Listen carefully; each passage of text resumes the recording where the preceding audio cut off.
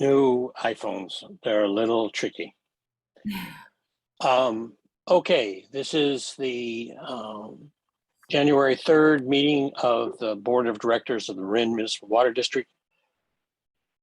And we need a roll call, please. Good evening, Director Sampson. Here. Vice President Schmidt. Here. Director Smith.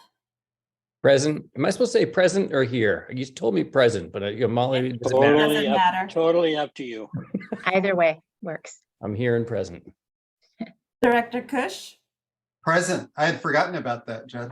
I like present. and President Russell. And I'm just glad you're not here in the past. Got So it. it's good that you're here in the present. I'm here too. Okay, I need a motion to adopt the agenda. So moved. So moved. Second. And we need any comments on the agenda? There are none. Okay, then we need a roll call. Director Sampson. Aye. Vice President Schmidt. Aye. Director Smith. Aye. Director Kush Aye. and President Russell. Aye. Okay, well, now we'll see how this works. We're going to convene to close session and we'll join the public again at 7:30. I just want to confirm there are no public comments on the closed session agenda items, Terry. I asked that already. Okay, Yeah, there I are might have none. missed that. Sorry about that. There are none. So Thank I'm going to go ahead and pause the recording. And directors, if you can please The closed session adjourned at 7:28 with no reportable action. Public comment on items not on the agenda.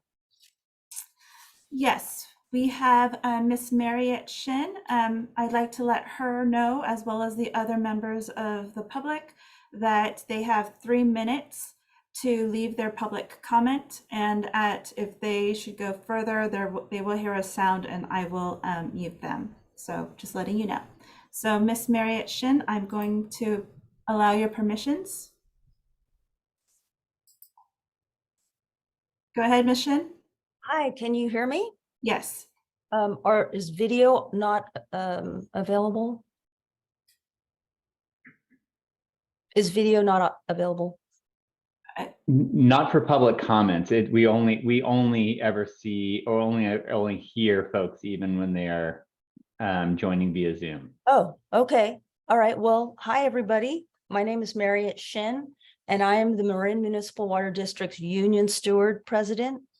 I've been with the Water District for almost 22 years and a Union Steward for over 18 years, and am a GIS specialist in the IT department. I'm speaking tonight on behalf of my fellow union coworkers, but I would first like to welcome our new board members and to say that the union members look forward to the board's combined leadership in 2023. I am also here with my fellow union members, which I wish that you could see the folks who are here, but I'm with them to present an important employee petition signed by 97% of our members. That's 161 employees, asking the board to please invest in our workforce. And the petition reads as follows. Dear Marin Water Board of Directors, we Marin Water SEIU 1021 members remain committed to providing excellent service to our community and district. We have proudly carried out our work under challenging circumstances, from COVID-19 to fire risk management to staffing shortages. Now it is your turn to be bold to ensure the district secures adequate resources for us to do our jobs, pay salaries that will keep up with inflation, and provide sufficient staffing to carry out our work to avoid burnout. When planning the budget, please invest in your staff to ensure long-term economic stability for Marin Water so that we can adequately replace aging infrastructure, sustainably manage the watershed, and tackle the consequences of climate change while providing reliable, high-quality water to our customers. We will be sending you, each of the board members via email, a copy of this petition tonight. As you know, the Water District's employees are its greatest asset. They are the lifeblood and heart of the district and what keeps it running in both good times and in bad. We want to work together with management and the board to continue to provide high-quality services to our customers, but we need sufficient staffing and resources to do that, and to retain and recruit high-quality staff. Thank you very much for your time and consideration and for your investments into our workforce. Thank you, Ms. Shin. Thank you. Thank you, Mariette. Next is Zach Talbot. Go ahead, Mr. Talbot.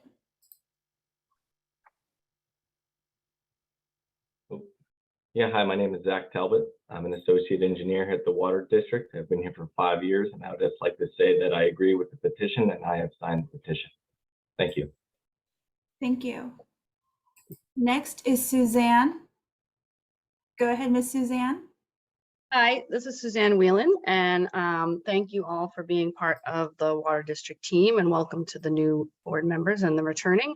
I work up at Sky Oaks. I've been the ecologist and volunteer coordinator for 13 years, and love what I do, love the people I work with, and was part of writing the petition, and just wanted to say that I also signed the petition, and thank you for taking it seriously. Thanks.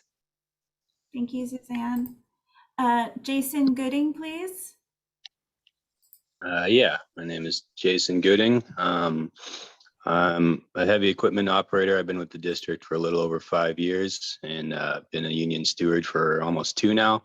And I also just wanted to say I agree with what's being said, and I signed the petition, and I appreciate you guys listening and taking it seriously. So thank you very much.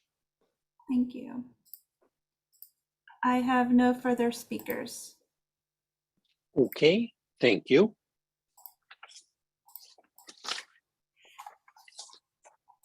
Directors and general managers announcements. Rajiv?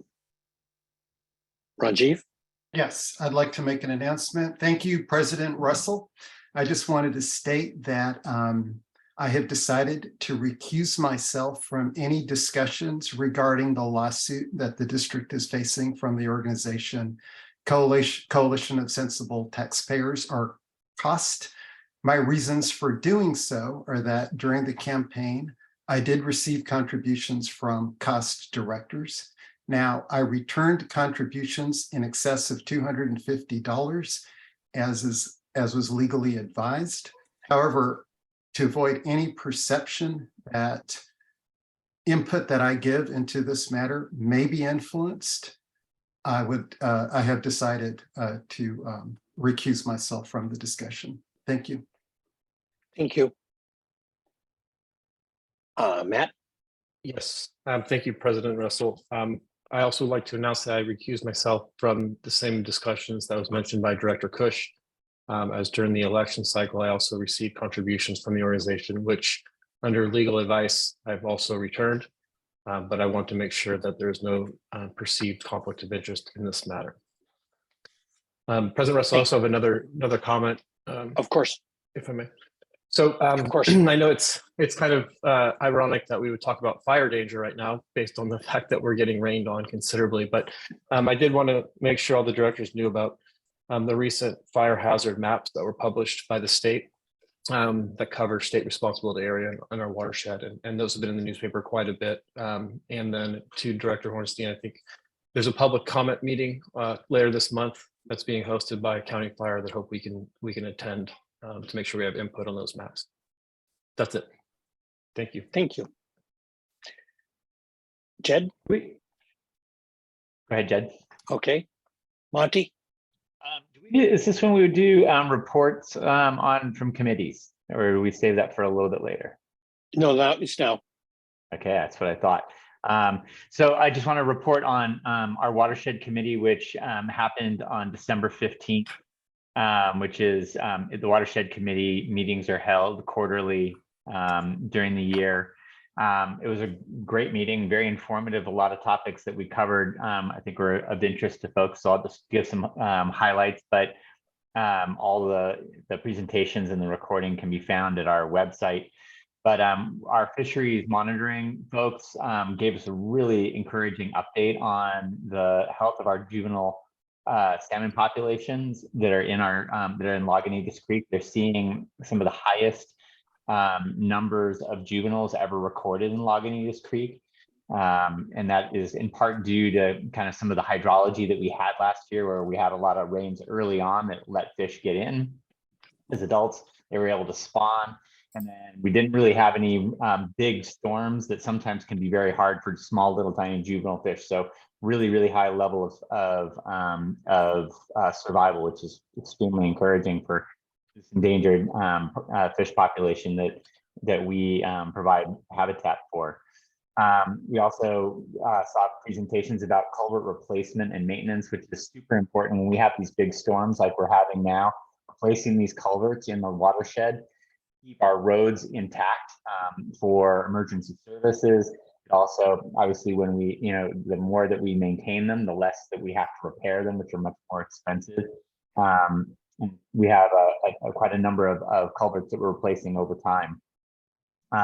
We also got an update on the watershed recreation management planning process, including some survey results that were taken from participants in or people who are visiting the watershed.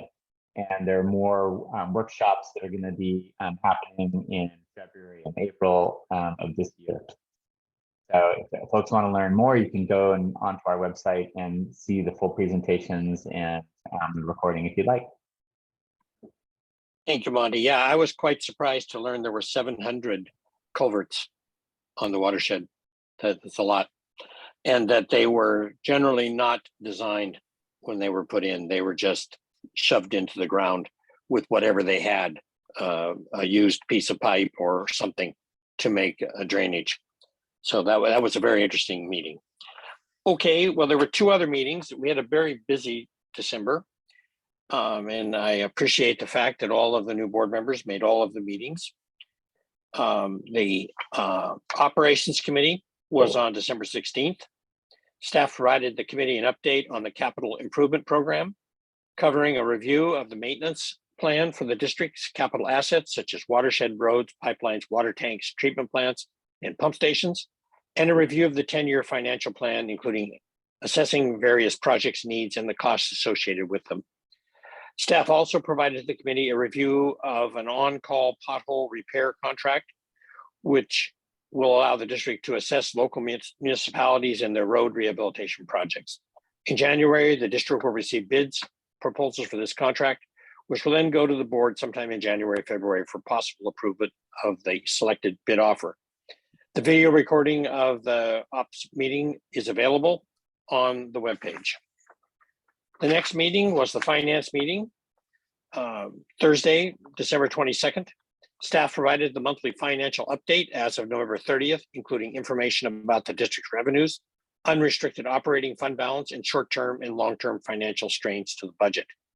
Staff and consultants with Bartle Wells Associates presented an initial update of the 2023 rate setting process, discussing background information about Proposition 218, the district's current tiered rate structure and the potential for possible changes to it as an option to be explored through the rate setting process, the outreach plan for the rate setting process, which will strive to ensure information is transparent, easily available, and provide throughout the entire process.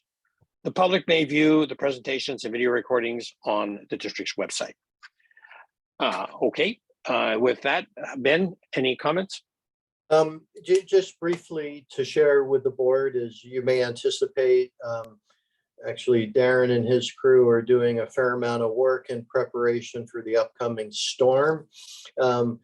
In addition to the more precipitation, there's expected high winds, and the combination, we can have trees. And so anyway, a lot of work going in with having sandbags ready, as well as backup generators tested, ready to be deployed, and a whole range of other work. So we're anticipating significant event, and we're preparing for it. That's all I have, Okay. President. Great, thank you. Any word on whether PG&E is going to do the PSP shutoffs? Well, yeah, I think we're past that window this year with all the precipitation, so I think we're good. But we do expect that that's going to be an annual consideration from PG&E, and we're every year get a little tighter in our response and preparation for it. I feel pretty good about our ability to manage those. Are we Particularly making? with And thanks for the permanent shout generator. out. Thanks for the shout out to the team and all the preparation that goes in. These are the unsung heroes of the district. They actually don't get even close to the amount of kudos that they deserve. They're going to be out there when the pipes burst at 2 a.m. They're going to be preparing ahead of time.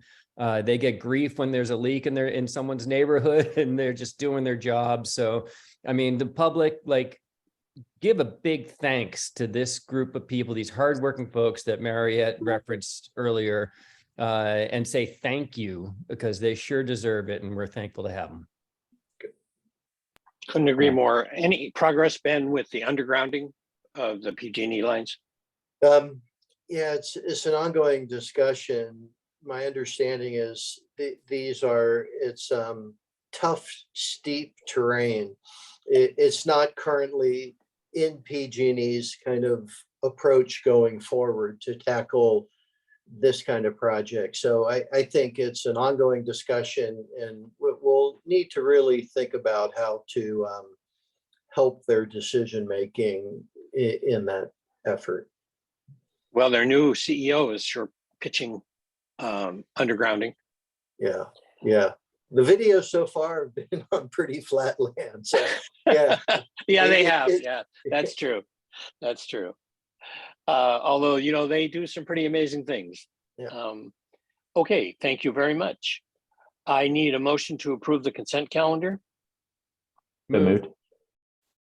Second. Any public comment on the consent calendar? There's none. Roll call, please. Director Sampson, Aye. Vice President Schmidt, Aye. Director Smith, All right. Director Kush, Aye. and President Russell. Aye. Okay. The first item is number 9, organization of the Board of Directors for 2023. So good evening. First, we would want to thank Director Russell as president. And now we would have to move on to 2023 board president. So if someone would like to make the nomination for the 2023 board president, please speak up. I'd like to go ahead and nominate Director Schmidt for the board president for 2023. Is there a second? I second that nomination.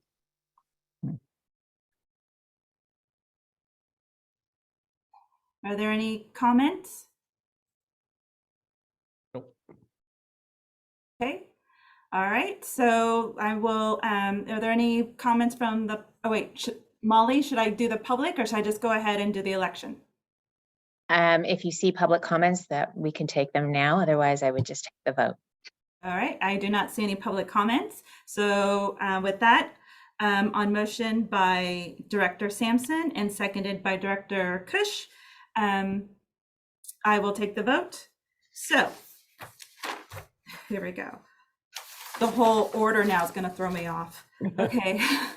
Director Sampson, Aye. Vice President Schmidt, Aye. Director Smith, All right. Director Kush, Aye. and President Russell. No. Okay.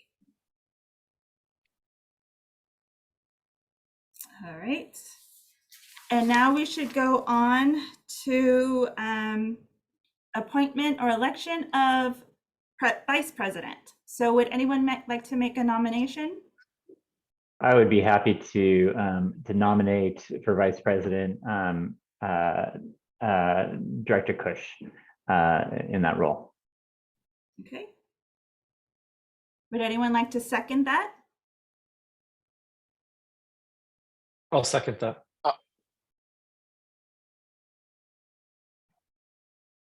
I do not see any public comments on this, so I will go ahead and take the vote. Director Sampson, Aye. President Schmidt, Aye. Director Smith, Aye. Director Kush, Aye. and Director Russell. Aye. Okay. Right, thank you. So now we have for 2023 Board President, President Monty Schmidt, and Vice President Ranjiv Kush. Congratulations. Thank you. Yay. Thank you. Hey, I just want to take a moment to say thank you to a number of folks. I would to Director Russell as the outgoing president, presiding over a very difficult year that we had, and particularly to frankly to our customers who support the board to be here in this position to serve our community, and to the staff who make this organization run, from the folks who are out tonight making sure that we are prepared for the storm that is occurring, to the staff who are here on this call now working late at night. It's nighttime. It's always a challenge for folks to work late. So it's really it's an amazing organization, and it's an honor, honestly, to serve. And it's worth just noting, for the public, the way we approach the president and vice president role is on a rotating basis. We do this as a matter of form, in part because we are all elected to serve different parts of our community, and each of us have a voice that needs to be heard. And I think that's a very important part of governance and leadership in this board. Being president of the board doesn't give, it is not endowed with any special privileges of power of vote or anything of that sort. But instead, the purpose I see of being the president is to foster collaboration of this board and with staff, and the engagement with our community. So we have a lot to do in the year ahead. And I think that we are an incredibly strong board and incredibly strong staff, and we have really strong support from our communities that we serve. And it's an exciting and daunting year ahead, but I think it's an exciting challenge that we are ready for and look forward to. So thank you. Director Schmidt, this is one of these Zoom moments that would be better in person. We do have a plaque that we typically provide the outgoing president, thanking him, that we would have given you to give him. So in the awkward Zoom moment, I did want to share that. Well, thank you. Meaning it would be better in person, not that it was necessarily awkward. Okay. Okay. Well, I'll just Monty, I'm just going to add on to what you said. I think that, listen, this organization has been through a lot in the last year, and we got a lot coming up in the year ahead. And in some ways, I feel like the institution has taken it on a chin, and some individuals have. But right now, we got to lock arms, all for one, one for all. We're here to serve the community. We need to work together to make some really, really important decisions. The more unified we are, the better. There's a long-standing protocol and process about a rotating president and vice president, and so exceptions would be, extraordinary. And I'll do everything I can to be supportive of you in the role and of all of us as we navigate some important decisions in the coming months and years. Congratulations. And to Director Kush too. It's great to have as vice president. There's a lot of importance. If there's times that I can't make a meeting, which I don't anticipate, but it can always happen, that role falls to you, and so look forward to working together.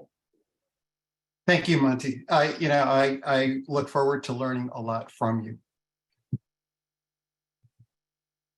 Okay, with that, Terry, I think we move on to item number 10, which is the calendar for MMWD board and committee meetings.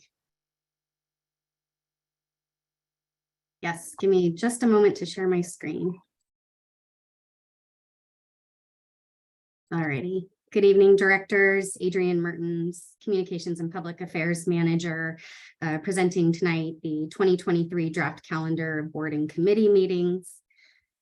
So first, just to provide some background on this process, the calendar for board and committee meetings is adopted each year at the first board meeting of the new calendar year. And board policy actually does provide the guidelines for setting that yearly schedule. However, board of directors do retain discretion to make any changes when adopting the calendar and is in establishing or changing the committees and the committee jurisdictions themselves. And so staff have prepared a draft 2023 meeting calendar, which I will go through in detail in the following slides tonight. But in explaining how we developed the draft, we did align with board policy and past board practices.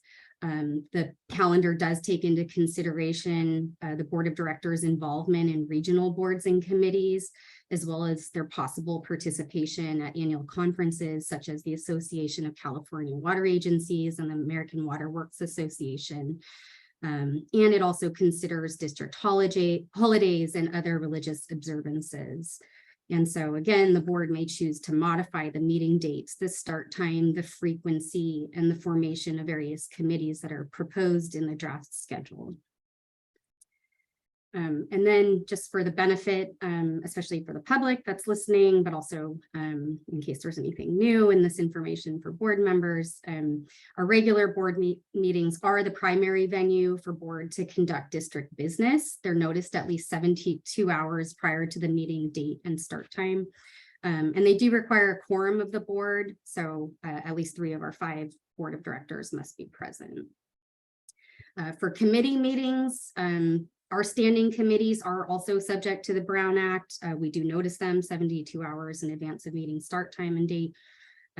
These are standing committees that were created by the board and can provide cover a continuing subject matter jurisdiction and really provide the venue for routine and regular consideration of agenda items. They consist solely of less than a quorum, with 2 board members annually appointed to each committee by the president, and with the advice and consent of other board members. And we'll be going through that process at the January 17th meeting. And then a little bit unusual for a public agency, but back in January of 2020, the board did provide direction to staff to duly notice our committee meetings as both a committee and a special board meeting. This does allow all directors to attend and participate. However, no final actions are taken at these duly noticed committee meetings unless there's an urgent need.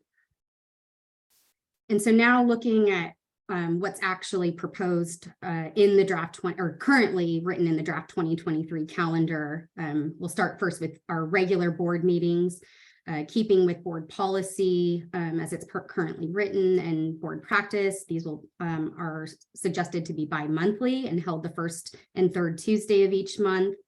Meetings may begin as early as 5 p.m. For closed sessions, but the typical start time for the open session would remain at 7:30.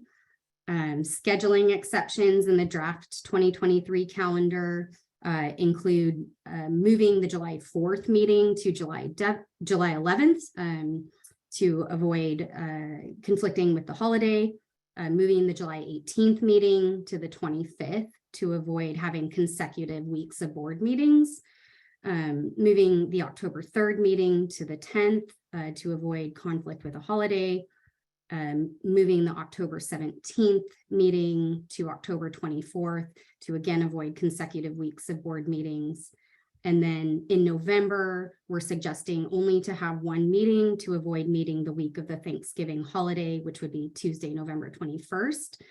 And then I did just add this note that the following week, November 28th, is also the ACWA conference. So if we were looking to reschedule that, it's important to also keep that potential challenge in mind for scheduling.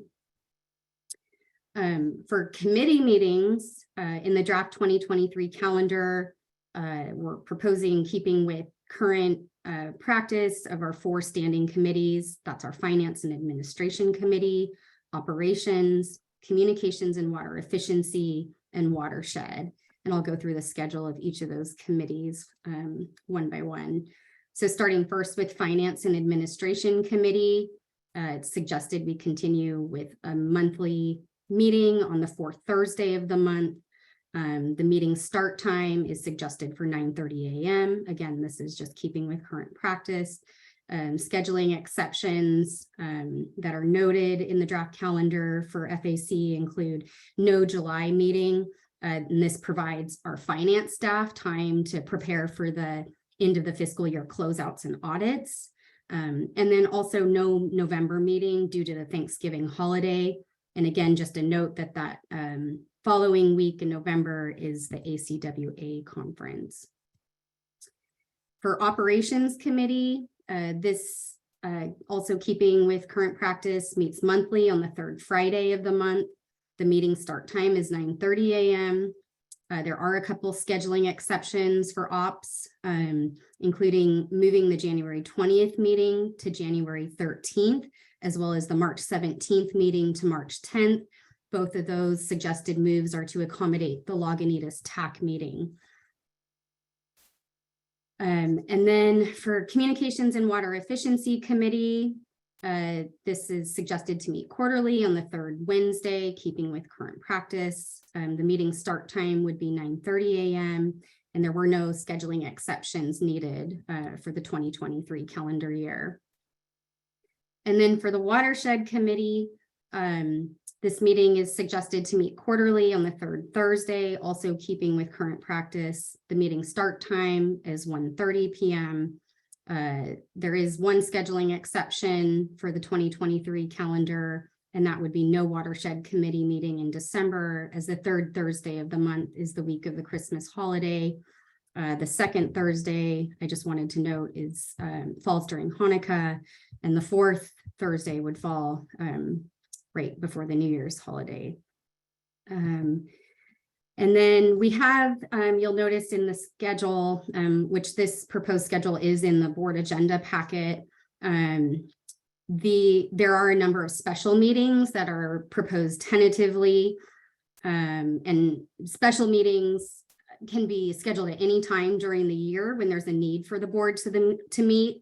But we know that we are going to have some meeting needs beyond our regular board meetings early in the year. And so you'll see in January and February, and it didn't quite make it on the published schedule, but I meant to include March as well, and I apologize for that. We are noting tentative meeting dates on the weeks where we do not have a scheduled regular board meeting. And so that's January 24th and 31st, February 2nd, 14th and 28th, and March 14th and 28th. And that's to carve out additional meeting time for both the 2023 rate setting process, as well as our ongoing strategic water supply assessment. And then also for special meetings, the board's annual planning retreat is included in the draft calendar, and that is set for February 2nd from 9 a.m. to 3:30 p.m.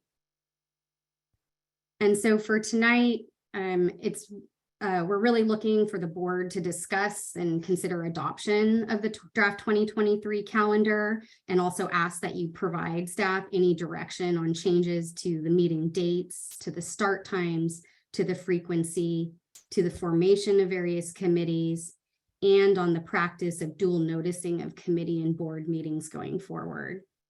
And that's the end of my presentation. And so look forward to any questions and discussion from the board. And I can also flip back to slides if that's helpful during discussion. Thank you, Adrian. Any board comments?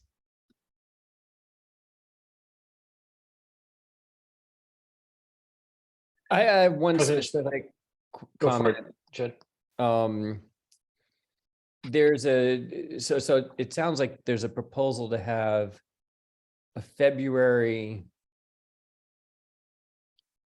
2nd meeting, 7th meeting, 14th meeting, 21st meeting, and 28th. So it's 5 February board meetings. I think you actually forgot the 17th and 15th that are also, Those are the committee ones. yeah. Those are committees, but the Oh, other yeah, ones- committee, sorry, yes, correct. And so I'm good, man. I'm all in. We signed up for this, so let's go. We got a lot of decisions to make. However, the week of the 19th is vacation week for anyone who has kids in public schools here, and I know 4 of us do, and I do. And I would prefer to have that 21st meeting either moved or canceled or separate, because I think we have a lot, especially since we have a lot of meetings before then. I was going to suggest we move the 21st meeting ahead to the 14th, but it looks like you've already scheduled one.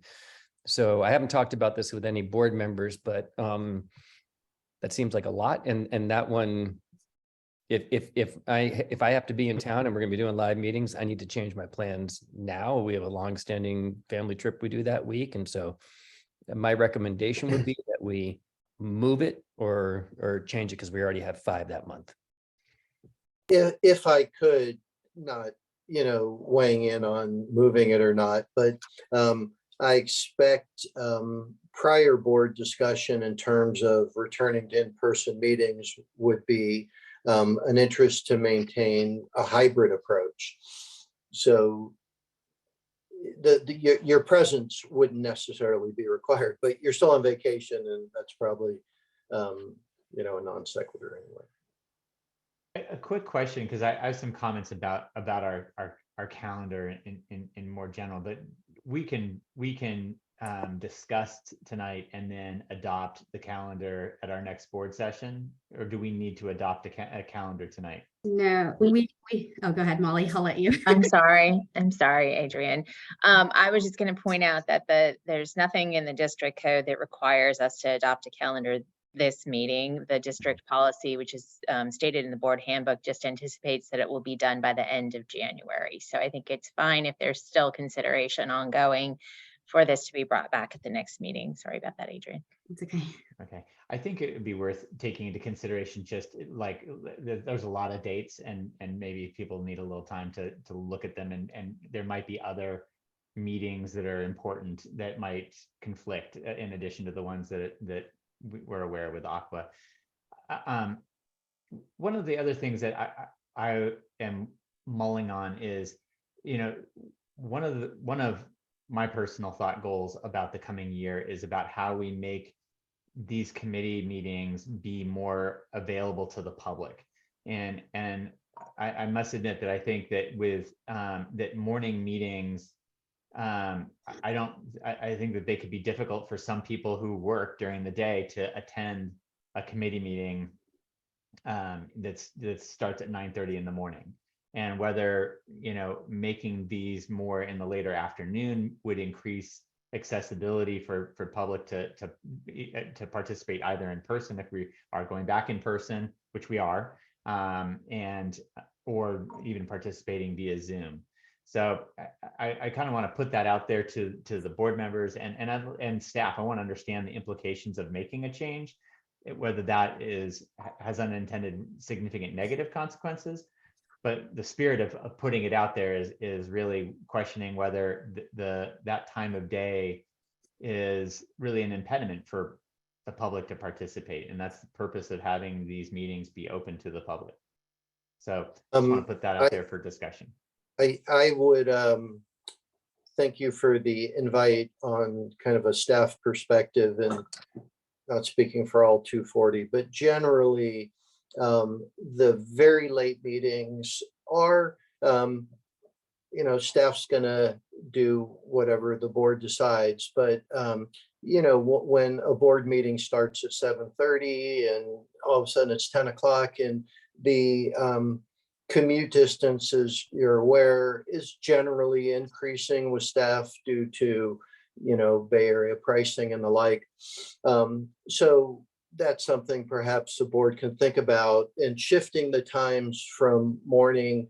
I would just say, be thoughtful on the time. Is it 4 or 7? Because that would be very different in terms of the impact for staff. And then lastly, the operations committee, late on a Friday, it isn't ideal. I would just say, but again, that could potentially, we could look at a Thursday or something if we wanted to do that, or another day. So I think that captures generally the spirit of staff's thinking. Personally, I'm good with the 9:30s. I think it's during the day, it's typical work day. I think I'm good with it. I think the 7:30 start and the late meetings, I can see could be pretty impactful for staff. And so I'm fine with it, but I would lean on the staff to see if that's too late for them.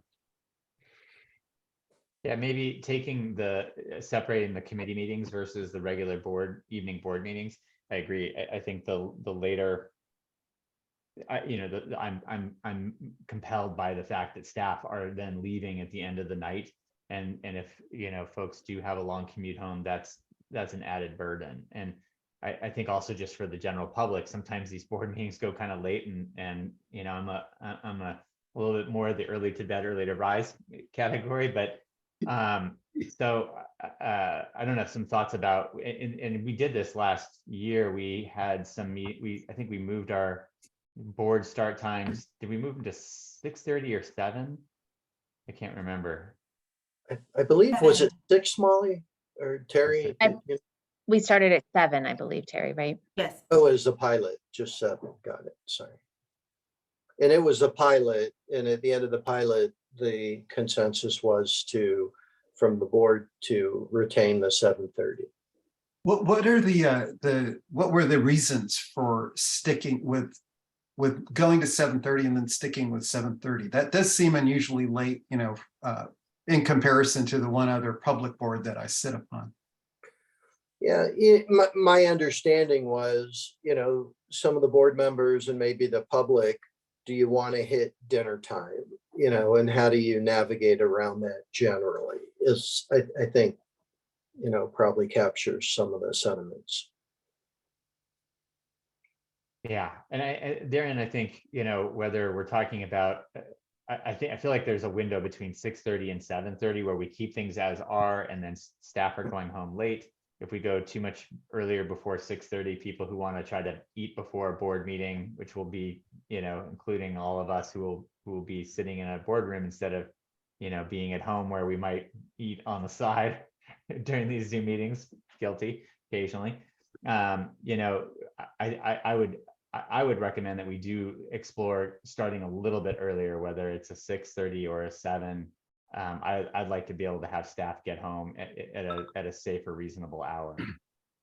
Yeah, I support that, Monty, and having now met with dozens of folks in the staff, I'm not sure about the whole leadership team. I think maybe 1 or 2 of you live in Marin, but I'm a OFer in terms of staff living in Marin. It's actually quite remarkable. People think, oh, wow, we pay them so well. They can't even afford to live here. So yeah, it's a long commute. And they have to turn around and go back the next morning early too. So I think it's, especially when we're going back to back, that adds up pretty quick. Yeah. Maybe the way to move forward on this, Ben, would be to talk more with staff and see if there is a reasonable hour that makes a significant difference for folks. Just want to be sensitive to that.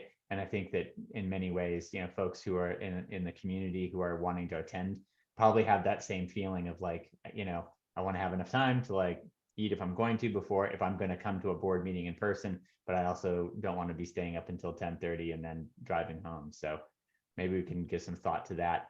I think, similarly with our committee meetings, going back to that, it might be worth, one of the next actions that as board president I need to do is to confer and discuss with board members about committee assignments. And maybe in that process, we can do some thought around about how to, how to address what time to do committee meetings and whether it's starting in the morning on some or in the afternoon. I'd like to try to make it work again for the public. But I'm making an assumption that it's easier to meet later in the day than early, but we can maybe take some input. Maybe when we take President comment Schmidt, can I as throw well. can I throw one thought out there for this potential discussion? Is that as we Please. move back into in-person, is there a reason why staff couldn't attend in a hybrid manner like the public would? I'm not sure if there's a technological boundary, but that could potentially be an option too. Yeah, it's a good point, and I think I'd probably distinguish, presenters that are staff from, key senior management team, that there really is, I think, once we're in person, my view anyway, there is value for us to be present as well. There may be some staff on the phone that disagree. I mean, on that, but we'll have a good discussion with staff and think about the different ideas. Any other board comments before we go to public comment? Maybe on this very topic, get some feedback. Yeah, I think last comment, it would be the frequency of our different committees, I think is going to be something we should review. It sounds like we have a few weeks to do it. But I looking at the watershed only meeting once a quarter, I know it's top of mind for lots of folks.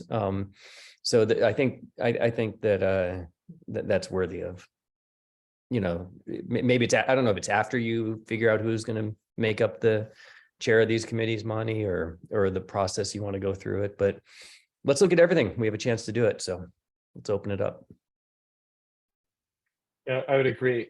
Especially looking to try to find at least a fourth date and potentially more for the watershed before we are able to meet again. So we have something to chew on because, like all the committees, we have a lot of big decisions to make this year. That would be one of them too. Agreed. Any other board comments? Okay, Terry, we have any public comments?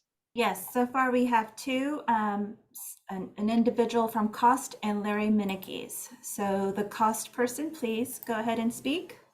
Hi, good evening. Mimi Willard here. And congratulations, Monty is president and Ranjiv is vice president, and it's exciting to see you in place, and we're expecting good direction from this leadership. I want to comment about the board calendar. It's very clear that there are a lot of dates here. In fact, I would say too many dates. And the issue is that it's a drag on staff time, I believe, in terms of preparing for that many meetings, though perhaps it's necessary. It seems to me that sometimes some of the presentations from one committee meeting to the next committee meeting are redundant, and perhaps that could be streamlined. But I'm particularly concerned about what was referred to here as this dual noticing as being somewhat unique. I'm not sure whether it's actually somewhat. I don't know whether there's any other precedent, but it's certainly highly unusual. And I don't think it's particularly good practice. The standard way of doing this is you have standing committees. You have 2 members of the board participating in each committee and reporting back to the full board at a board meeting. And that brings the important highlights into the venue in which most of the public expects to see a full report and a robust discussion, rather than putting that discussion down into a meeting time and a meeting noticing that most of the public are not aware of or able to participate in. So I think that, as was indicated on the PowerPoint, this is your opportunity to discuss whether you want to continue to go with this dual noticing approach. And I would encourage you to move away from it as quickly as possible. I also would suggest that 7 p.m. might be a better time for, the sweet spot for a lot of people. For the public, at least, being there, particularly if they come in person, to be there until 10:30 at night and then drive home is a lot. The same is true of your directors and your staff. So I hope that maybe you would consider that as a more user-friendly time slot. Thanks for your attention. Thank you. Mr. Larry Minikes, please. Yes, good evening and Happy New Year to all. And there's a bit of deja vu here, I think, to some of the people that have been here before on what time to hold these meetings. And there's just pluses and minuses. So I'm not going to weigh in one way or the other on that. I would say for the board to just consider is 2 hours every 3 months on watershed matters enough time in committee. And I would like to see more emphasis on the watershed.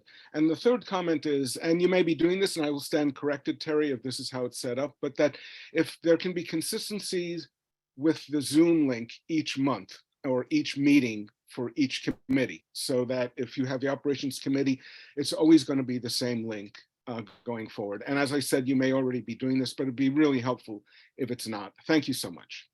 Thank you. Mr. Roger Roberts. Yes, good evening and congratulations to you all. Trying to get this sorted out along with a lot of other things down the road. The fact of the matter is, this is my observation from having followed the work of the board and committees over the years in the Water District, is that not unlike our Congress, the real work and the real policy and the real decision-making, like it or not, is made in the committees, which is the reason why historically most of the board members try to attend the committees of particular interest when there are issues that reach across the board. So it's the committee work that really sets the stage for board decision-making.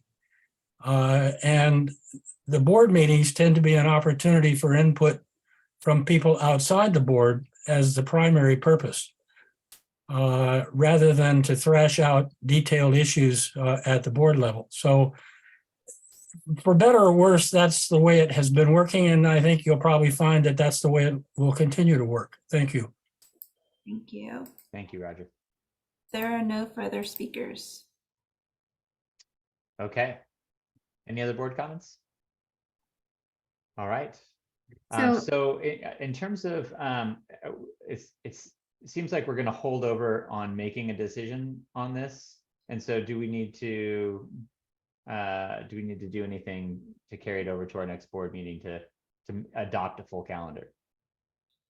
I will defer to Molly on that, but I do want to make sure we need to at least get approval to schedule the ops committee meeting for January 13th and the board meeting for the 17th, since we won't have the full calendar approved prior to those meetings.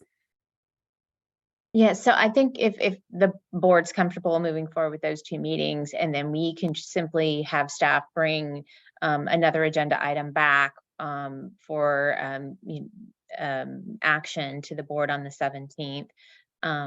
That's a fine way to go, and we can, that way all the directors can give it further thought, and we can have the general manager get whatever further input from staff is of interest as well, and possibly hone in on where we land with some of these issues. Yeah, I think what we would do maybe, Monty, once you have an opportunity to engage with the other board members, you and I would converse. So we're bringing back a good working template based on where we, that the board could maybe tweak or adopt at that meeting. With respect to particular committee meetings. So do we need to take an action to approve the next 2 meetings? I think a motion to approve scheduling the next 2 meetings with a vote on those at least at this point would be helpful. Okay. Staff would have clear direction on that. Okay. Can I get a motion? So moved. Second. Roll call. Vice President Kush, Aye. Director Russell, Aye. Director Sampson, Aye. Director Smith, Aye. and President Schmidt. Aye. Thank you. Okay, moving forward to agenda item number 11, a resolution to allow continual virtual meetings pursuant to AB 361.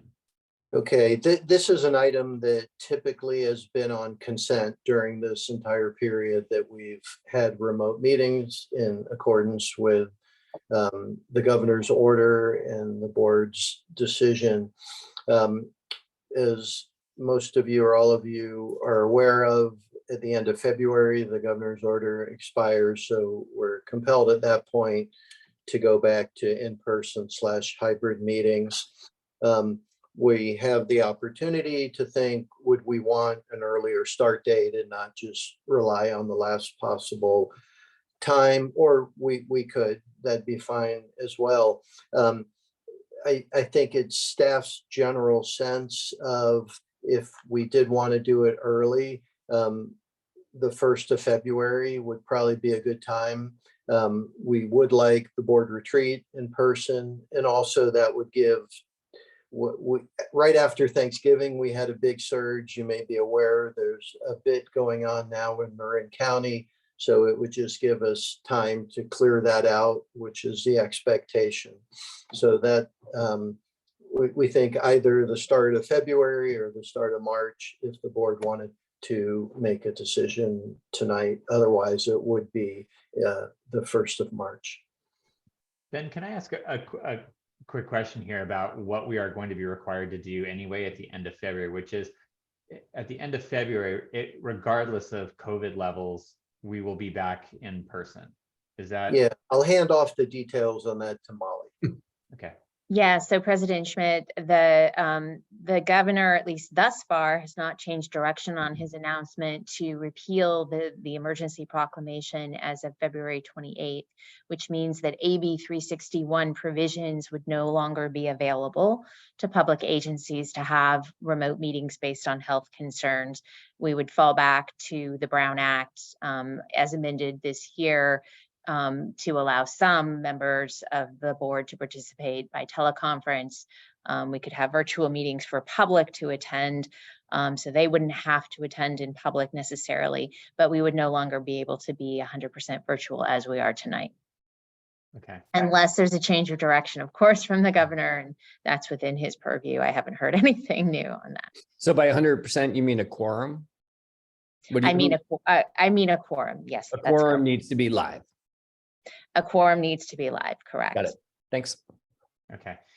I think, you know, it's, I think that what we have been doing so far is being attentive to the COVID public health levels that have been, you know, that are regularly published. And that's been a good way to approach how we have been getting together or not. It doesn't sound like that's going to be a driver in the future, regardless of whether we're at a low, medium, or high COVID rate. So I think that's an interesting challenge. We're just going to have to be. It seems like we're going to have to just live with. I am mindful that, you know, that honestly a lot of staff have been coming in every day, regardless of the COVID levels. And I feel like as the board, we ought to follow suit. I'll just maybe put out my 2 cents here, which is that I think we should have precautions, whatever ones that we can, but I think the staff and to be commended again for recognizing that they have been showing up through all of the pandemic to serve our district and our customers. And so I'll just put my 2 cents in there that I think we ought to get back together and do it as safely as we can. We're going to have to do it anyway. And if we have systems set up already, you know, so that we can do, I do believe that we will continue to do virtual board meetings. I think we should, for people who are at high risk, and so that people can still participate virtually. But if we're going to need to get back together again, let's, I'd advocate for us doing that sooner than later. Other board comments? I just want to say, I strongly agree with what you're saying on that. It's time, I think, to start moving back.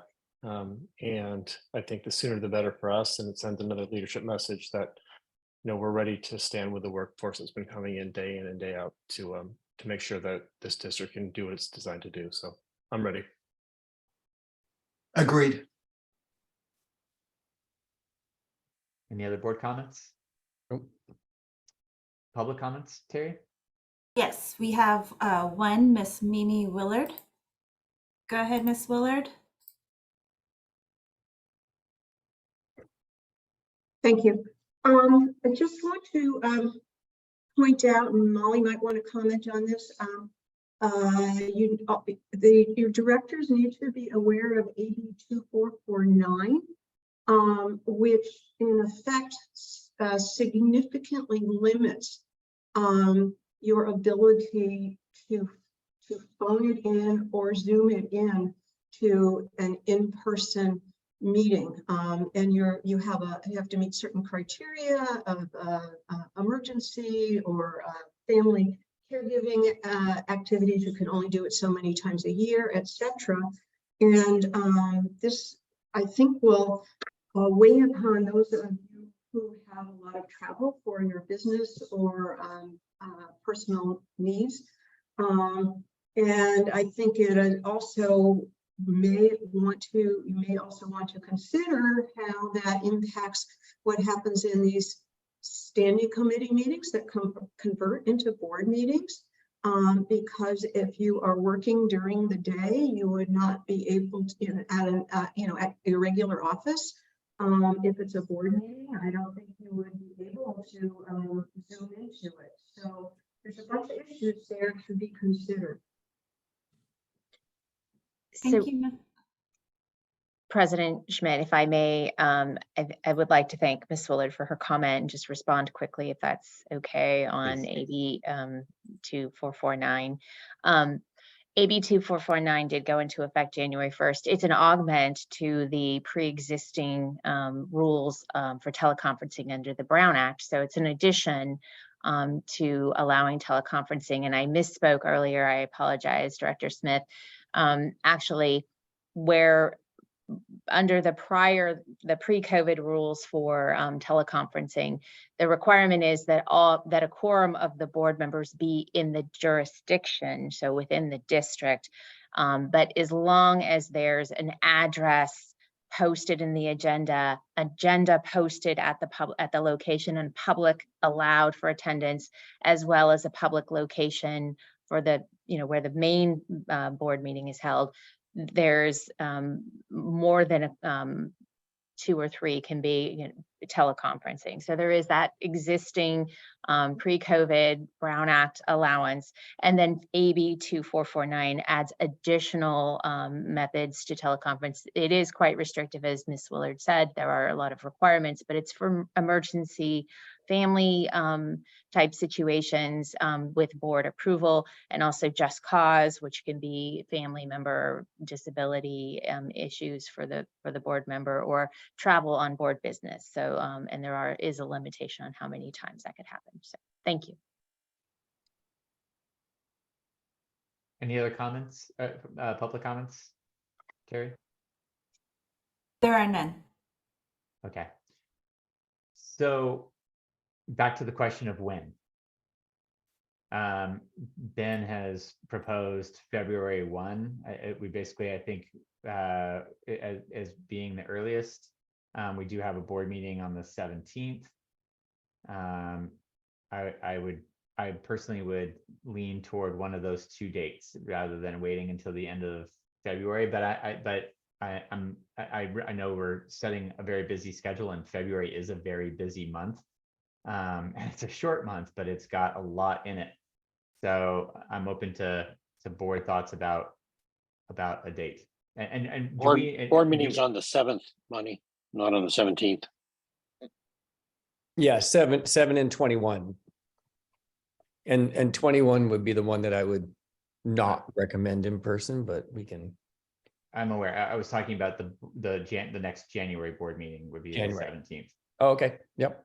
but I'm good with that.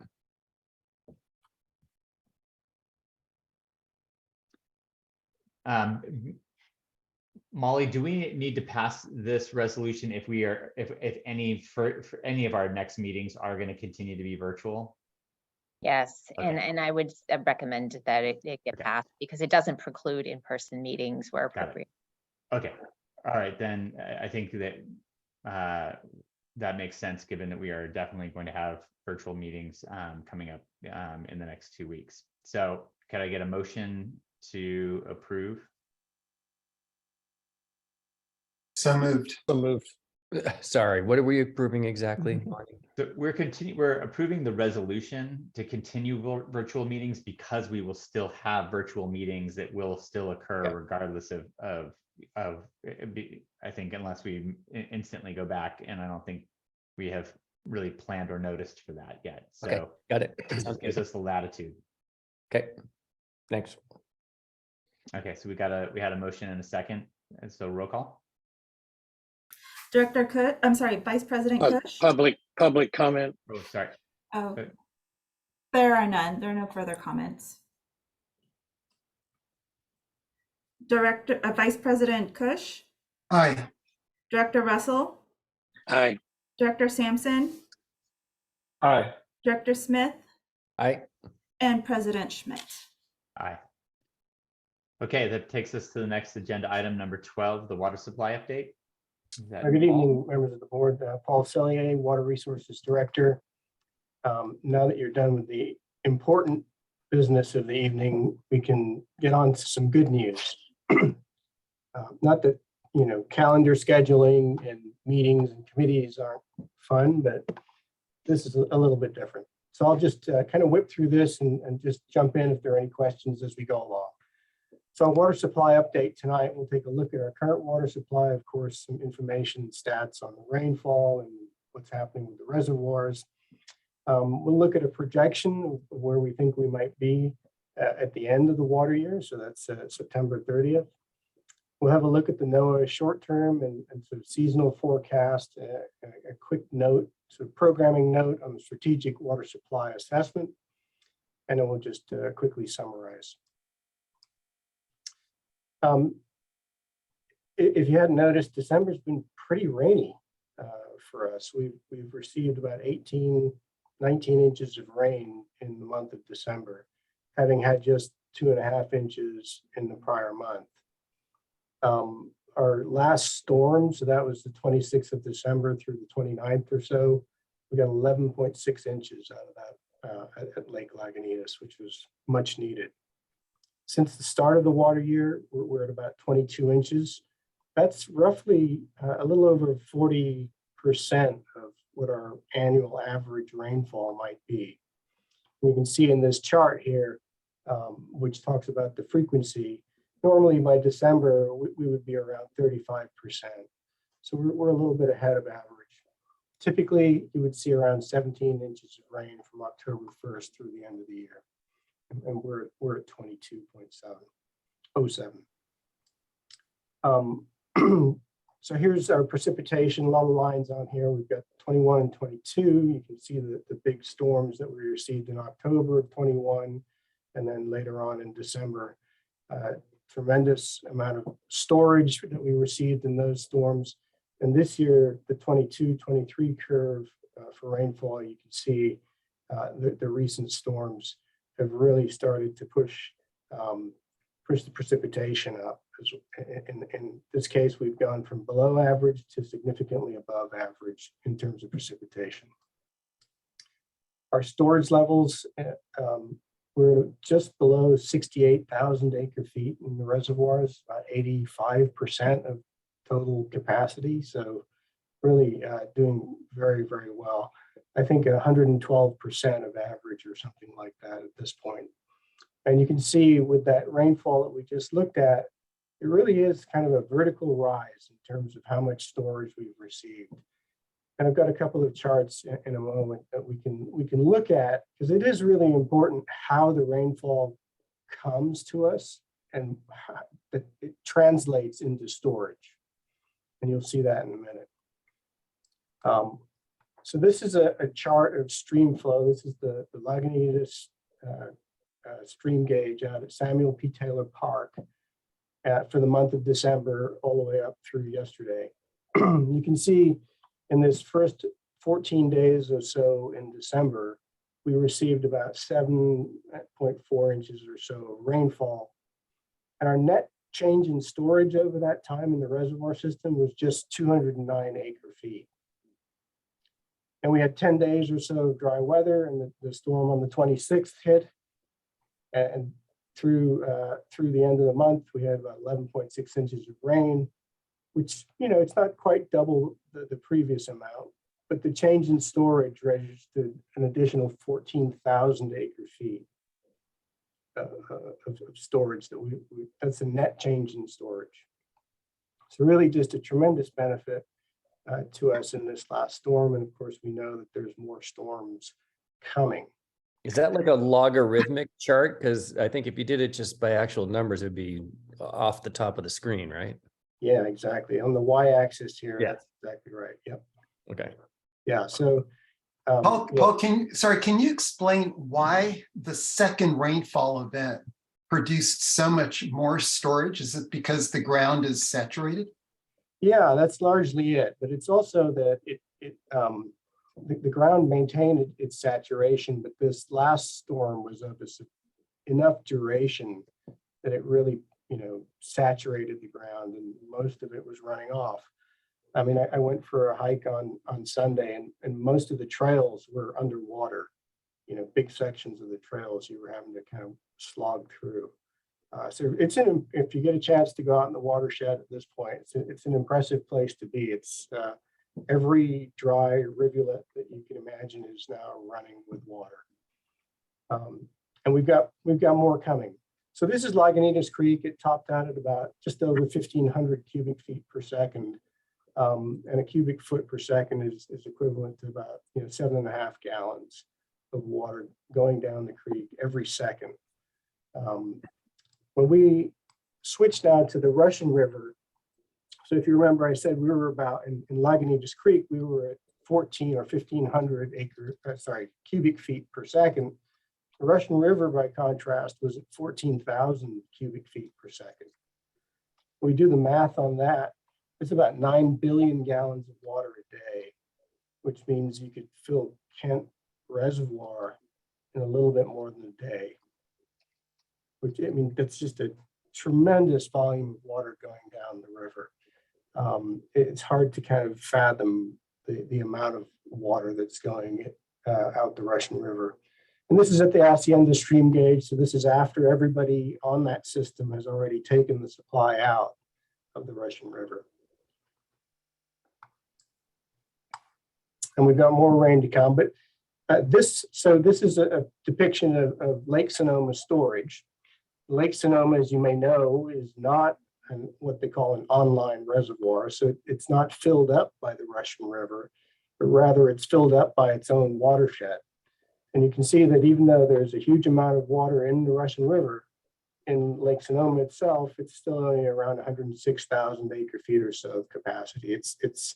It's about just under 50% of capacity, about 54% of average for this time of year. So they've got a fair ways to go before they catch up with average. So it'll be, hopefully this next storm will really help them out. Our customers continue to do their part, tracking at about 23% in terms of conservation. This is as compared to the same period in 2020. This is the monthly tracker. On the right is sort of a period from July to December, 18 months or so. And it's holding at about the same 23%. The state savings target of 15%, we continue to kind of exceed that target. And looking at our reservoir projections, the black line here is our actual reservoir storage, and you can see where the rains hit. And the first rains where we got that little 200 acre feet or so is a blip in terms of the storage. And then the most recent rains, you can see this vertical rise in the storage in the reservoirs. The green line after that, the dashed green line, if we continue to receive average rainfall, we would expect to be spilling in January, all of the reservoirs. If we were at 50% of average rainfall, you can see where we would project here in the blue line. And then the orange line here is if we had water year 2021, a repeat of that water year.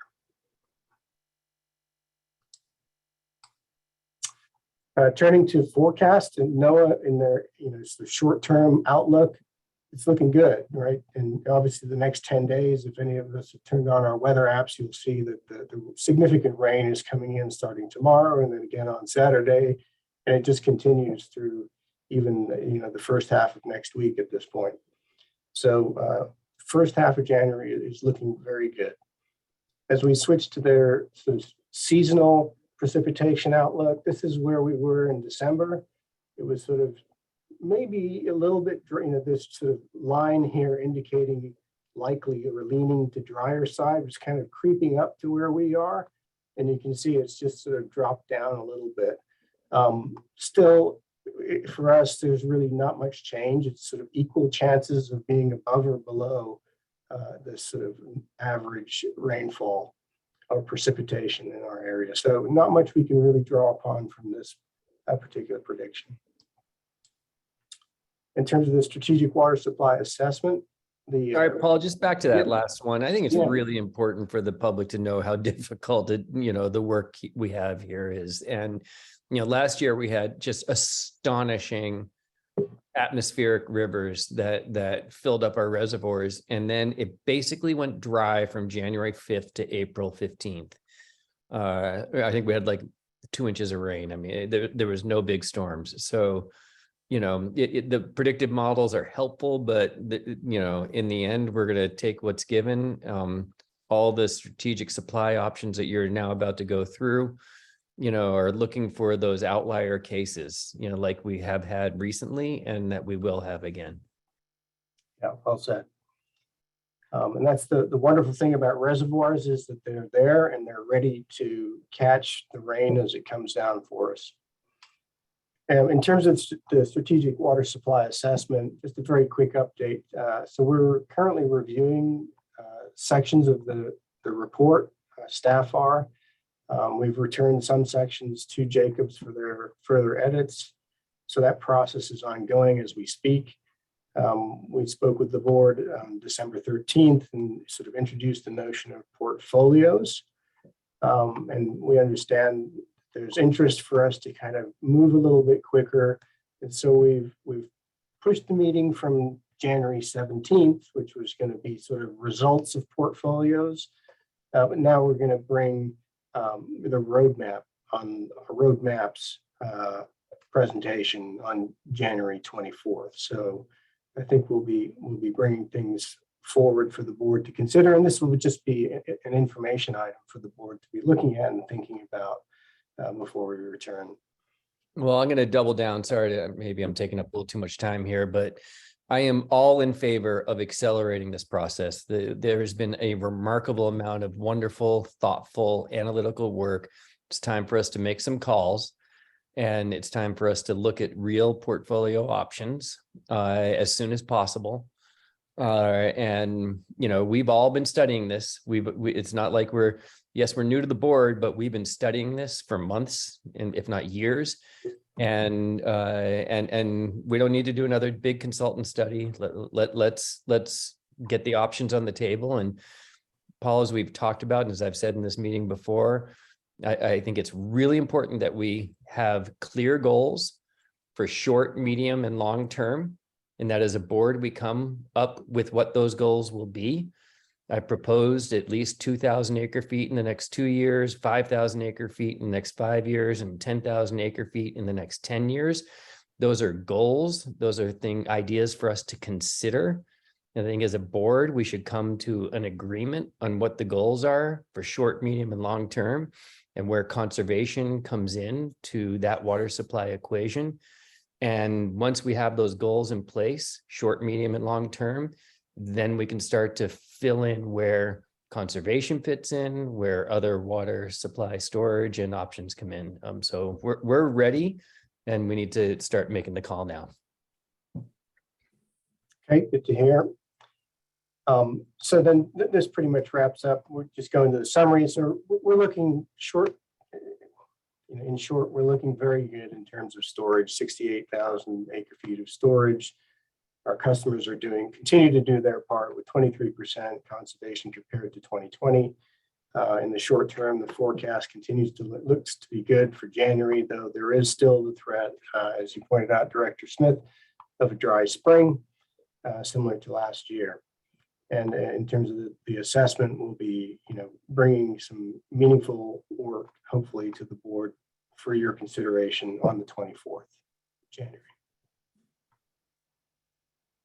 That concludes my presentation. Great. Are there board comments? I got a question for you. Paul, if you can bring back up that slide. One question, if you just go with the last one. So the conservation number, yeah, the 23%, is that 23% for this winter period? So are you comparing, whatever, December of last year to or December of 2020 to December of this year? Something right, where that's a winter conservation number, not an average over the year. Correct. So we're looking at, in this case, December of 2020 and comparing it to December of this year. And so that's this left-hand sort of tracker. And then we have the longer period, which is sort of an 18-month tracker compared to the same period in 2020 and 21. Yeah. And so it's kind of eerily similar to the monthly tracker. Yeah, what I find interesting to that is that we're no longer dealing with outside landscape water consumption, where I could have seen that where we were getting a lot of conservation savings out of frankly our restrictions on outdoor water use. But what we're seeing with that 23% reduction is generally much more driven by indoor domestic water use, and we're still seeing that level of savings, which I think is really encouraging and makes me wonder whether we might have greater durability on on interior water use conservation. Yeah, it's, if I could, President Schmidt, I think I was the first one that said that maybe, but there is a weather factor. So what we do need to look at, because 2020 may have been relatively dry in December compared to our December here. So, right, people, even in the winter, but I think as we get deeper in the winter, we're going to be able to zero in and we'll be able to do other work to really get to your question, which is a key one. Thank you. The other thing, Paul, going back to your projections on reservoir storage levels based on precipitation. Yeah, there you go. Based on the storm projections of what we're expected to get, it seems like we're likely to spill. I mean, I don't want to like jinx us here or anything like that, but like based on that rise and the predictions of intense storms and light and strong storms for the next 10 days, we are likely to spill. I think it would be foolish to disagree with that. I'd like to think that we'll get pretty close to spilling if we get something over 6 inches. But, the one thing about projections and forecasts are that they're usually wrong. Yeah. Okay. Any other board comments before we go to public comment? Terry, do we have any public comments? There are none. Okay, this is just an information item. So with that, we'll move forward on to agenda item 13, rate setting process update. Ben, who's taking that? That's Brett. Yeah, that'll be my item. Good evening, directors. Let me go ahead and start sharing my screen here. I do have a brief update for you today on the rate setting process. Let's see here, share screen.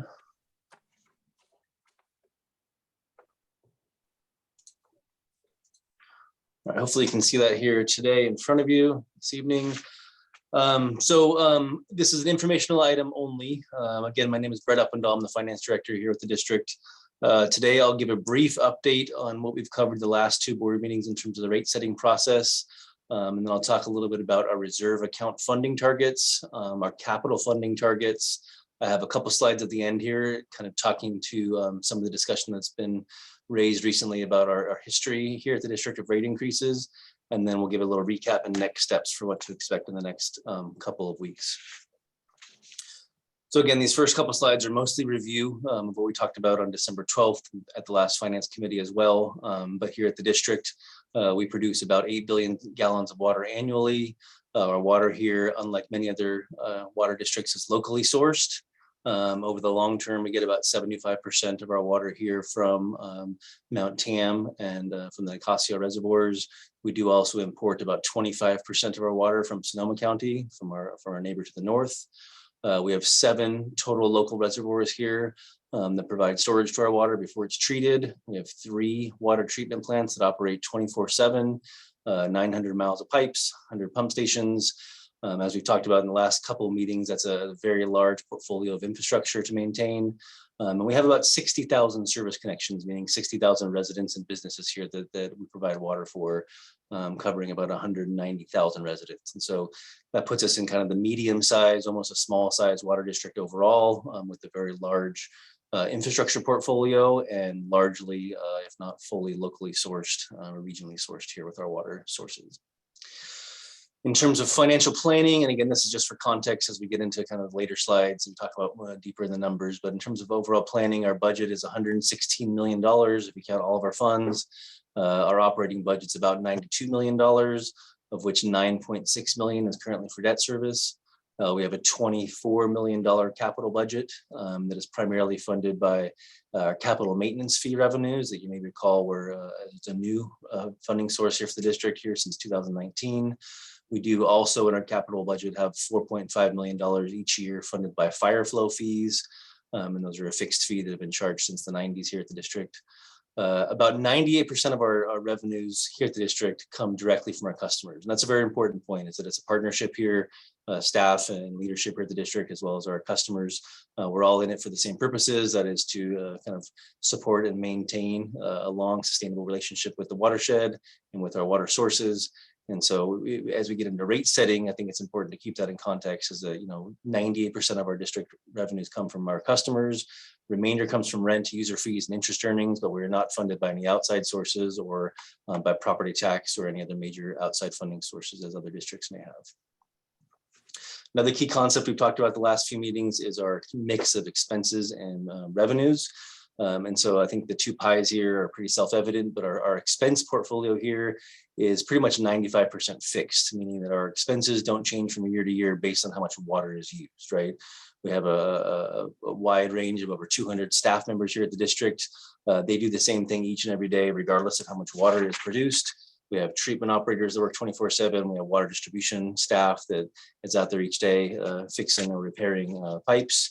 We have meter readers canvassing the district each day. We have accountants, they're doing their work. We have our legal staff here. And so none of that is volume dependent. So on the expense side, our expenses are very, very fixed, right? In contrast, on the right-hand side of your screen here, you're seeing our revenues, and about half of our revenues, in fact, more than half of our revenues are dependent on how much water is distributed to customers. So based on how much demand we get from the residents here in Marin, that really has a big impact on our bottom line in terms of our overall revenues. And so these are two things that are obviously different shapes, but we do our best here at the district, especially from the finance side, to make them match over the long term. As was just discussed, forecasts are inherently wrong, and so it's impossible to be perfect in this regard, but we do our best to try to match expenses and revenues on a bottom line over the longer term. Hey, Brett, I know we're going to go through, as many items as we can to figure out what other savings. I have a question on the revenue side. Our fixed revenues our fixed fees are about 48%. Never mind, I got it. That's come from the capital maintenance fee and the watershed fee. Is that right? Is there anything else?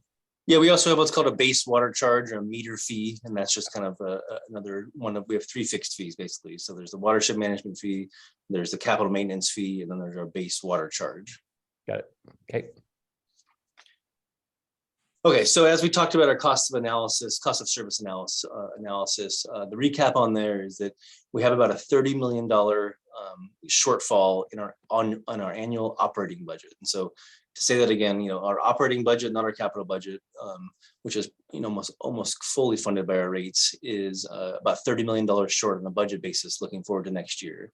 And that's comprised of the four bullets you see on your screen there. Reduced consumption being the biggest one, right? So we're using less water, we have less revenue sources coming in, and our expenses are largely fixed. And so it's about a $14 million shortfall stemming from consumption patterns. We're also seeing inflationary pressures here at the district, both looking backwards in the last year or two, and certainly looking forward. A lot of our key operating costs are being impacted by inflation.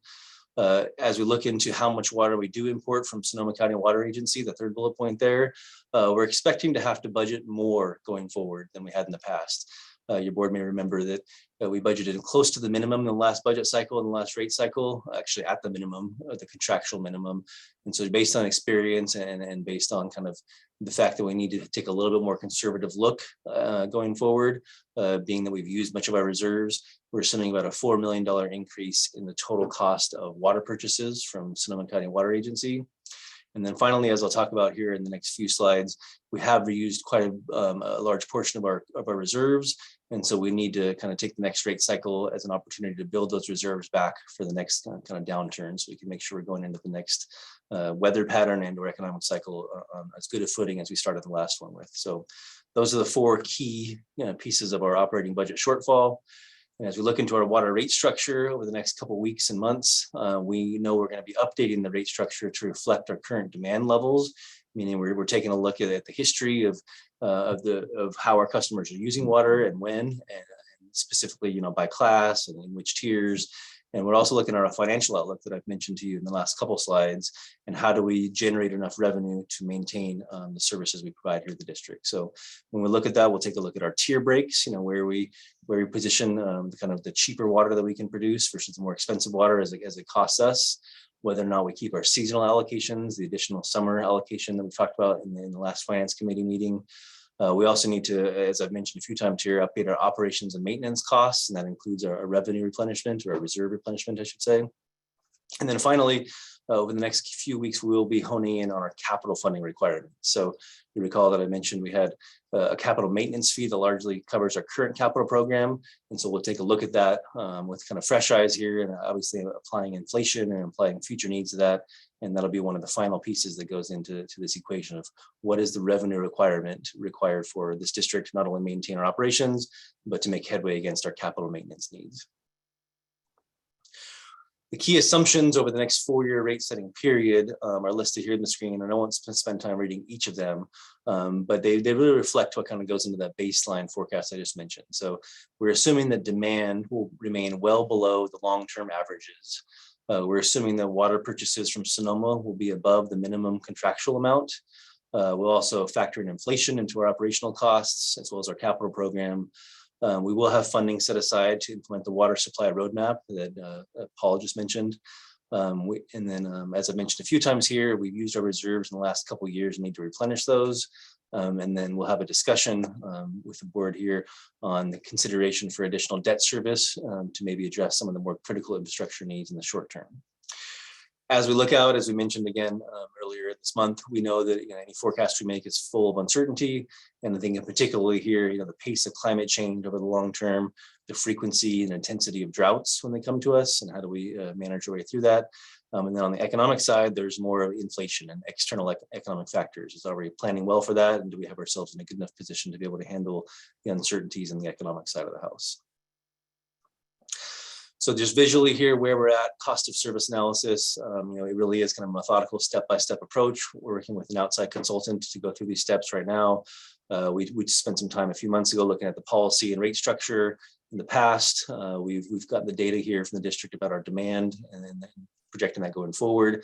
Now, as this slide indicates, we're looking at the revenue requirement. And last week, we kind of shared with the board where the baseline budget was. Today and over the next couple of weeks, we'll talk about reserves and capital investments. That's why those are in red and not yet checked off. And once we have that all kind of into the equation, we'll work with the board and with our consultant on the rate design, the final design of how we're going to actually generate the revenue required to run the district. So here I'll transition into our reserve level targets and our capital investment options and rate increase history. And again, those last few slides were really just kind of a brief and probably a little bit speedy review of what we did in December. This is really the work we're looking at going forward here is these three items, reserves, capital, and rate increase history. So as I mentioned again a few times here, and this is the same slide from early December, but we had well-funded reserves in 2021. So we were very well positioned to go into not only what happened with the drought, but also really what happened kind of in the economic side of the house in terms of with COVID and in terms of with a lot of the expenses that we've seen here with inflation. So we had well-funded reserves in 2021. Those have been utilized over the last 2 years as designed to provide emergency drought response and also to absorb the revenue loss associated with our conservation efforts. To the tune, as it shows on the right there, that we've used about $40 million or about 60% of our discretionary reserves. And so that's what I'm talking about when we say we need to replenish those reserves over the next rate cycle, is really getting back up to somewhere in that level of 2021, having about $63 million in discretionary reserves.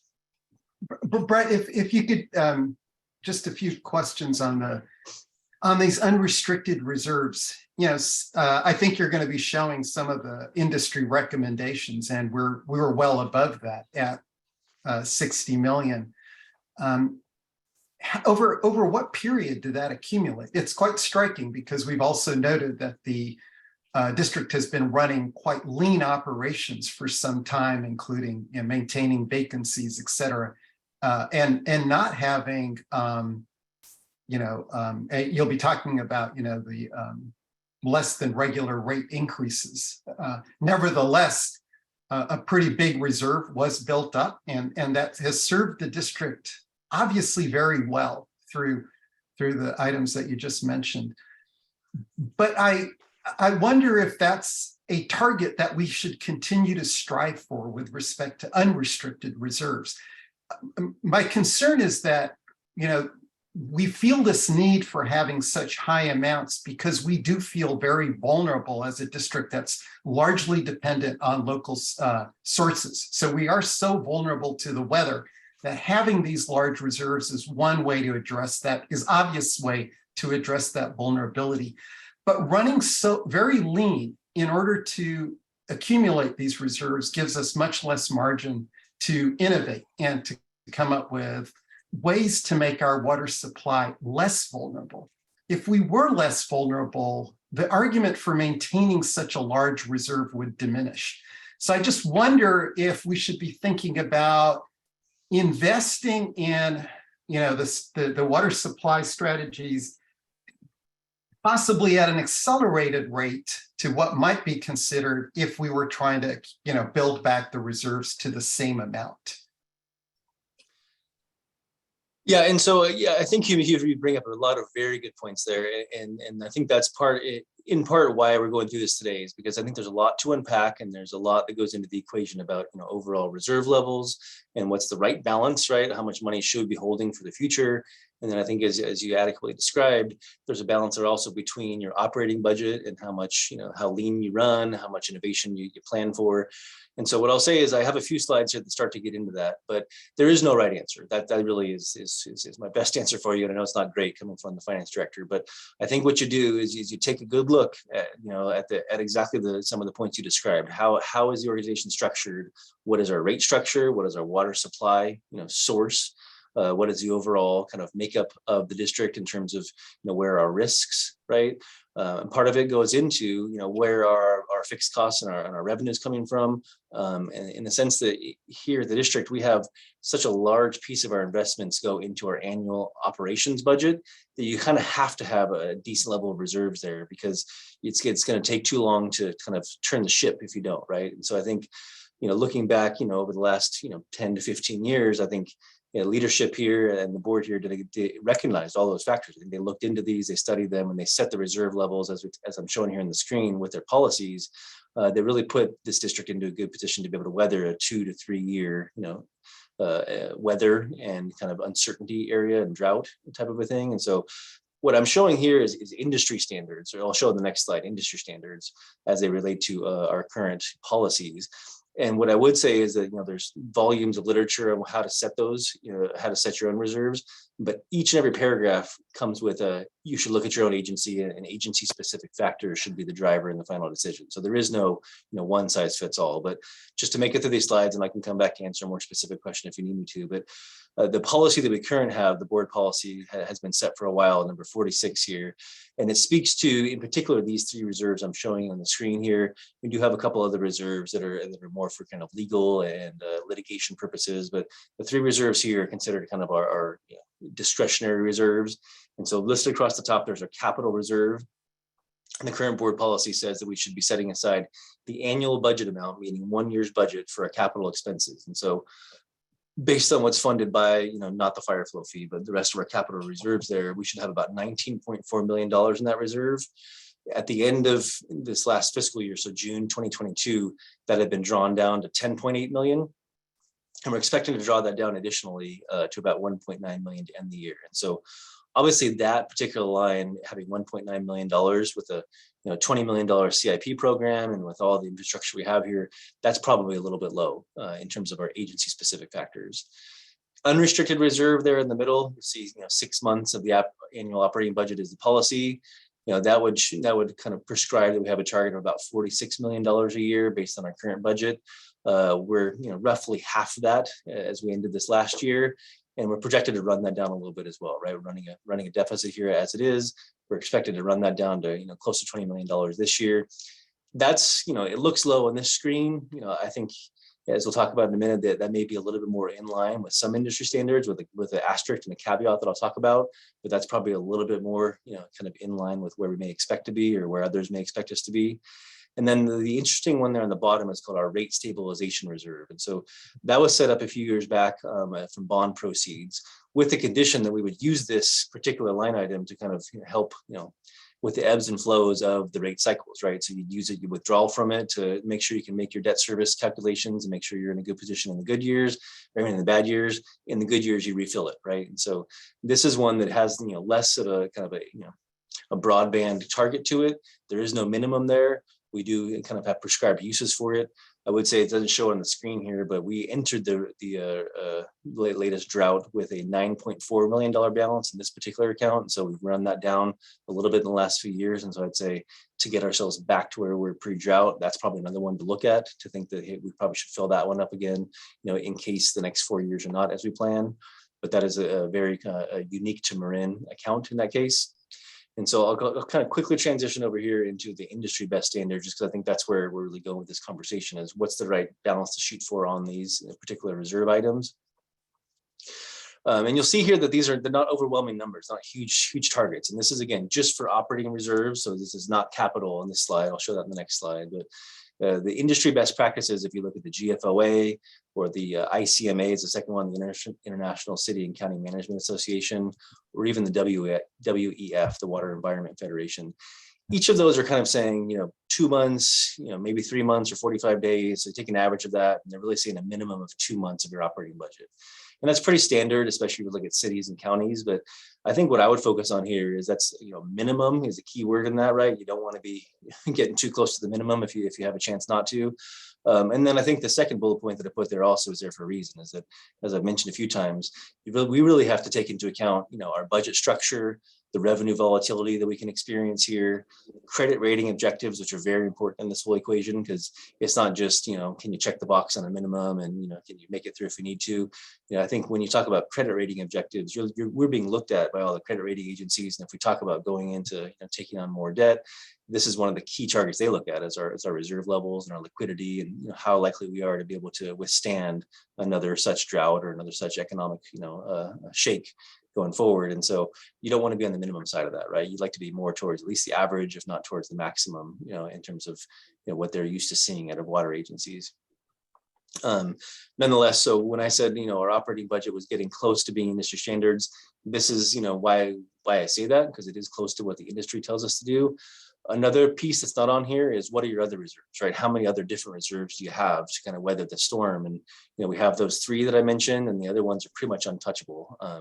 with the exception of maybe one. And so I think we don't have a lot of depth when it comes to our reserves as well here.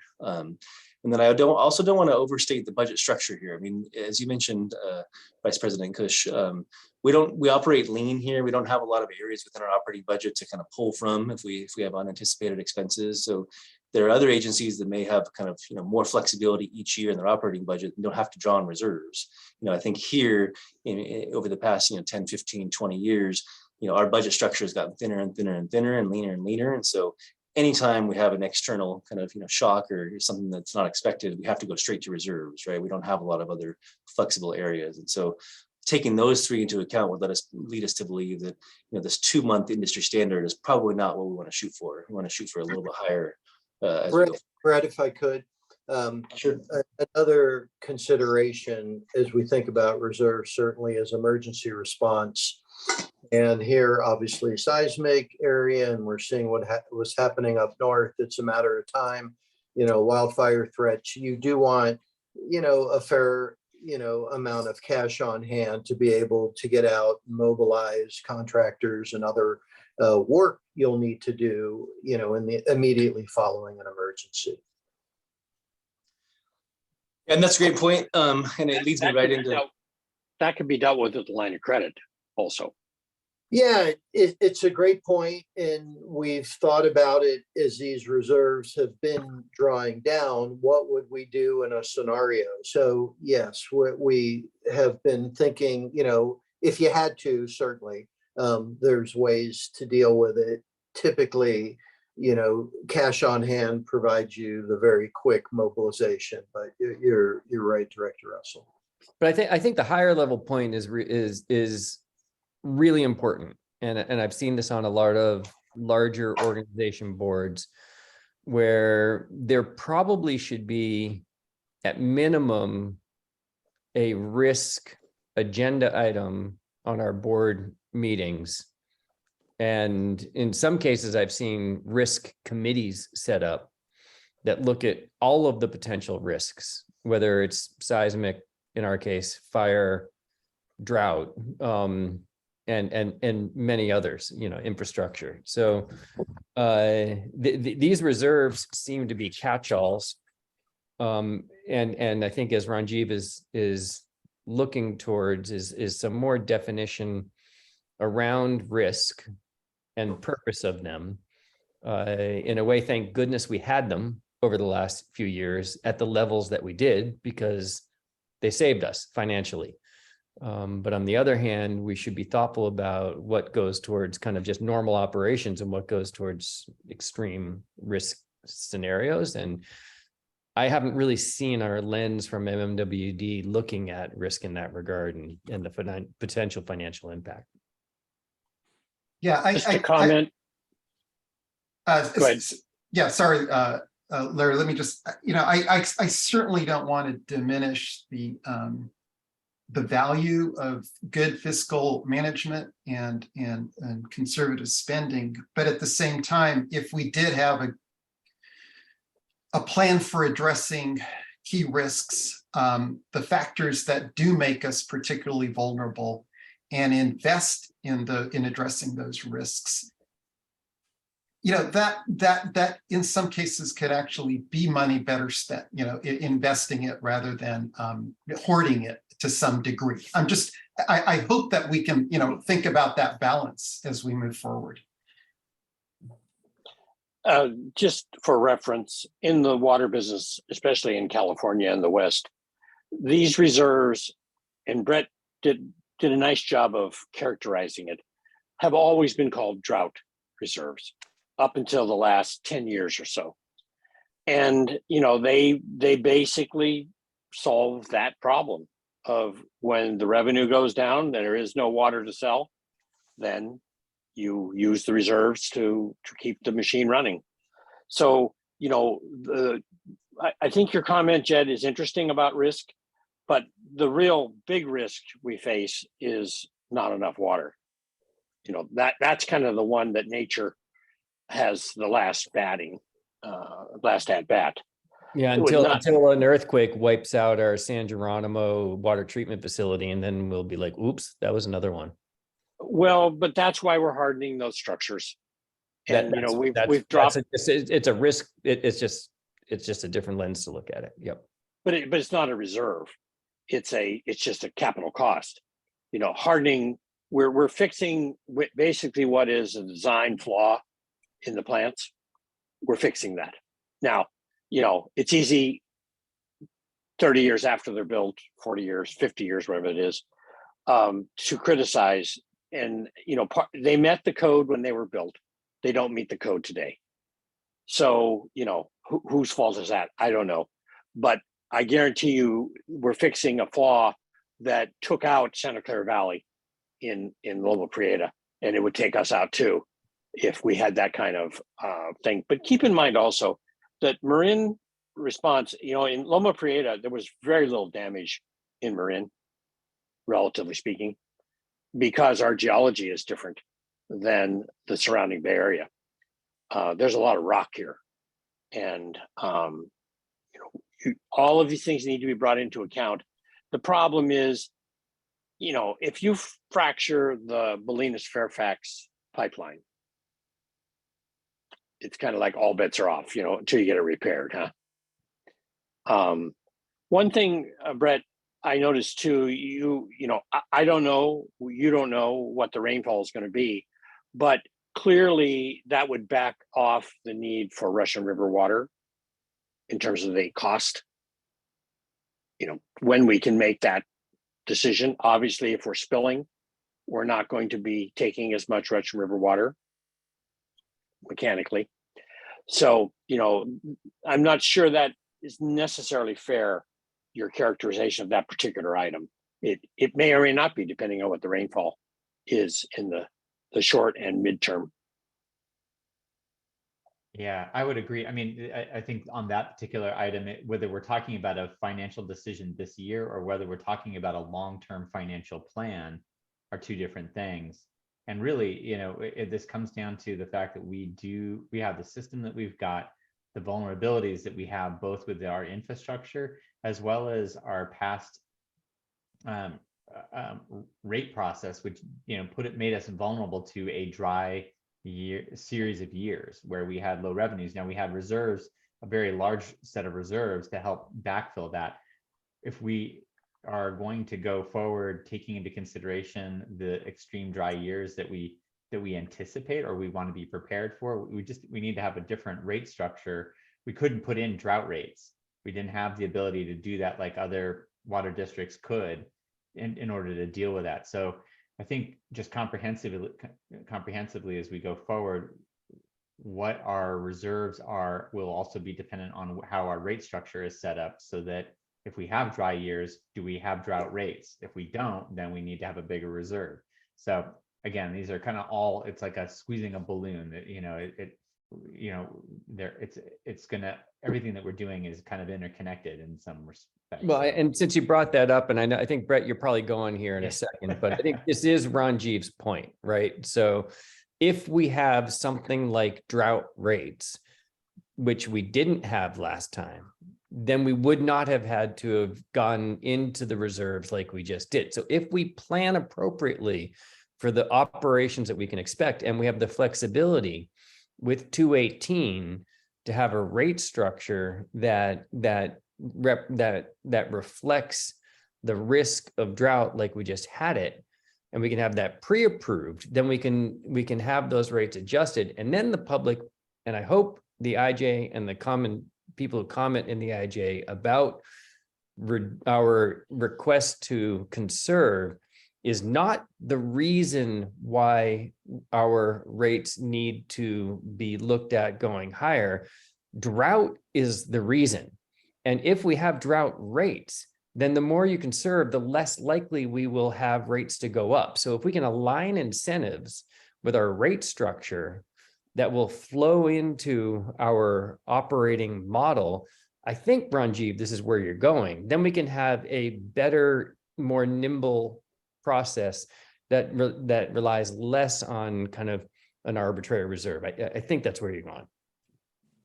That's right. And I think one other, I haven't brought this up, but I am a little bit concerned about it, which is that if we are you know, we don't have substantial unrestricted reserves now, but if one of the arguments for increasing rates is to build up reserves to a very high level again, there may be public pushback against that. You know, certainly if they had seen $60 million in reserves and a reluctance to invest or, you know, a motion to raise rates, that would have been a very difficult sell. So I think, you know, ensuring that the public feels like the value for money is well justified is another element to, you know, thinking carefully about our unrestricted reserves. I appreciate the Ranjiv, the creativity that you're coming at this question and problem, because you know, part of setting aside those reserves is to deal with a disaster. If we can fix the vulnerability to the disaster, we don't need to be sitting on the reserve funds. So I think you're making a good point.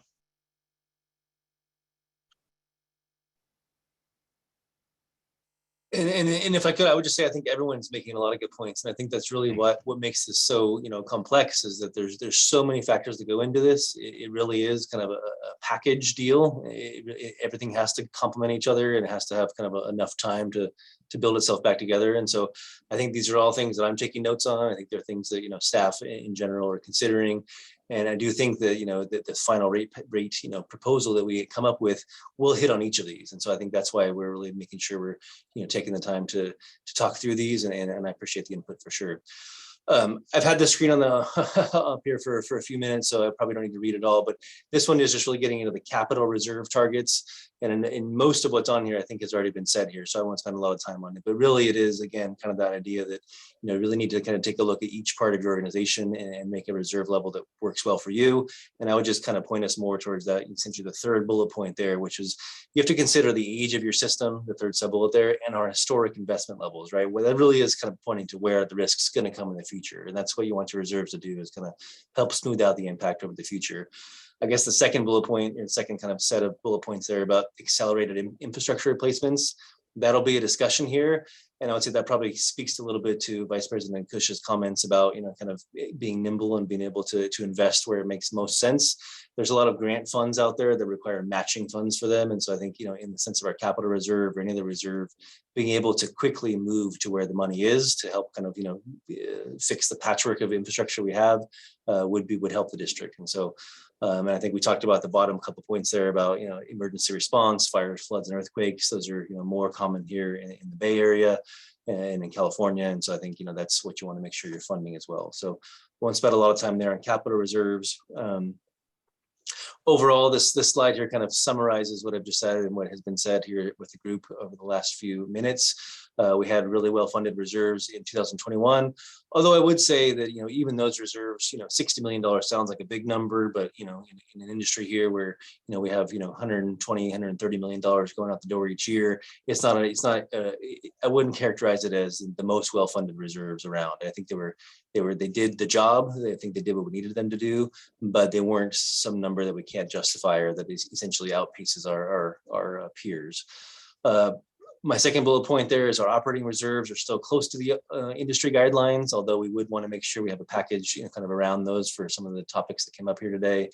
I have a target right now in the current kind of draft financial plan of $7 million to replenish those reserves over 4 years. And so that gets to the discussion about, you know, what's the right level, you know, of need to have all the way back to the 60 million versus something in between. You know, I think it's best to go gradual on the way up and gradual on the way down. And so that's where we have it now in the financial plan. Obviously that is, you know, for more discussion, but $7 million seems like it would get us on the right track, at least for those first couple reserves, to replenish those. And then, as we've all talked about a few times here, we do have opportunity for further analysis and discussion on this policy. And then we will be taking into account, you know, agency-specific factors as we get to that level. So that's, again, a breeze through on my side on the reserve targets here. And so unless there's any other questions or comments on this particular topic, I'm going to switch over a little bit here, just for the sake of time, into our infrastructure planning and our debt funding considerations. This has been touched on in a few meetings here in the past couple of weeks, but I'll just kind of try to put a cap on this in the sense of, you know, giving us some good numbers to work with. As I mentioned a few times, in 2019, we established the capital maintenance fee that helped the agency switch from debt funding capital projects into more of a cash funding model, at least for $16.4 million annually. I think we've talked about recently is that number probably needs to be higher in terms of our baseline capital spending. When we look at our board policies, again, the existing board policies, we have two main kind of, constraints or, guidance markers there. One is that we have a limit on our overall long-term debt, it should be no more than 4 times the operating budget. And so currently we have about $150 million of outstanding long-term debt. We have an operating budget of about $92 million. So, if you do the math on that, that leaves us about $219 million, as that second to last bullet point show, to kind of get up to that cap as was set in the past.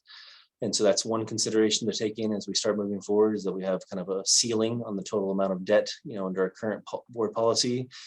And the second and probably more important one as it comes to rates and as it comes to kind of planning is that, not only when we take on debt do we have to pay the actual debt service, each year to pay back the funds we borrow, but in order to, meet the covenants of the bonds that we would be issuing and to meet our current policies, we have to have what's called a debt service coverage ratio. So our current board policy on the right-hand side of this slide here of the table on the bottom, our current board policy says we need to have 150% debt service coverage. And just to, that's kind of a wonky term, but essentially it means that after all of your operating revenues are in and you've spent your money on all your operating expenses, how much do you have left over to pay your debt service, right? And so, no lender wants to give any money to anybody who can just barely pay their debt service and then that's it, right? And so they want you to show that you at least have 125% of what's needed. Our board policy is to have 150% of what's needed. And, I would say that, industry, or when you look at Moody's and Fitch and S&P, when they do their ratings, they want to see numbers closer to 300% of your debt service capacity, being able to be funded. And so just for discussion purposes on the screen here, I put a 10 million, a 50 million, and a $200 million line in terms of if we took out additional debt, what the debt service, approximately would be. It would take, a while. We'd have to go through the actions there to get there. Who knows what the rate market will be, but the debt service there is in the middle for approximate debt service on that debt. But then when you take into account our policy on having 150% of that, meaning you have to raise, 1.5 times that amount in order to take on that debt, that's the numbers we'd be looking at for, raising revenue to pay that through our rates. And so again, there's kind of no recommendation here. It's just more informational as we get down this process of if we do decide to take on more debt, we'd be looking at those numbers on the right-hand side, not just the straight debt service payments that are in the middle there. And what is our DCR today? Sorry, I couldn't quite hear that. What is our DCR today? Well, roughly.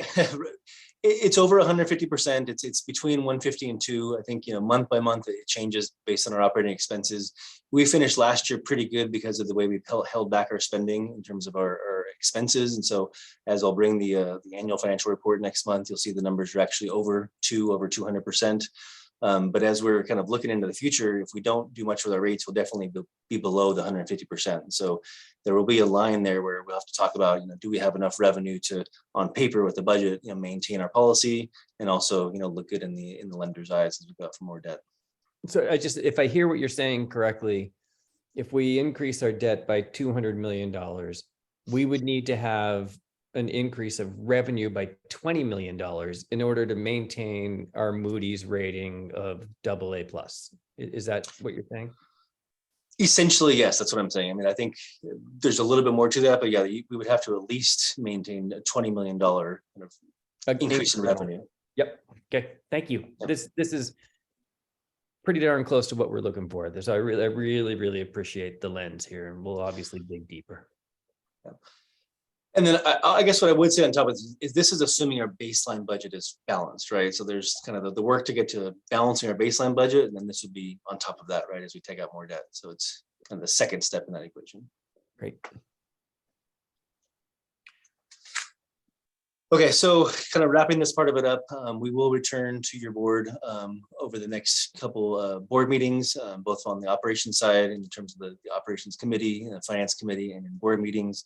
We'll talk again a little bit of a deeper dive into the prior 10-year planning process, Then we'll hone in on the board's capital investment prioritization strategy for the next 4 years, right? For the rate cycle we're about to enter into.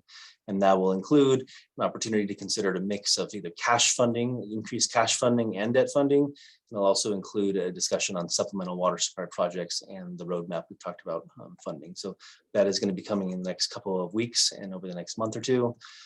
And so I'm going to transition now, again, noting that it's 9:30, into just a brief kind of summary of our rate increase history.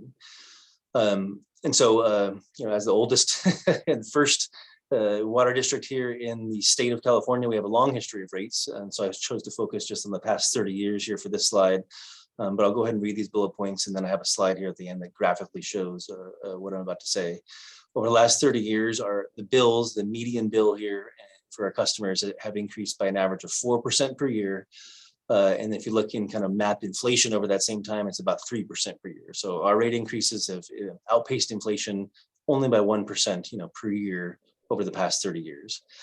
When we look at the AWWA, which is the American Water Works Association, they run a survey showing the last 20 years. So kind of a inside of that overall 30-year time period from 98 to 2018. Nationwide, this is, all water agencies, that shows an average rate increase of 10% per year. So, our rates are going up 4% per year, over 30 years. This AWWA survey shows, on average, rates elsewhere going up 10% per year.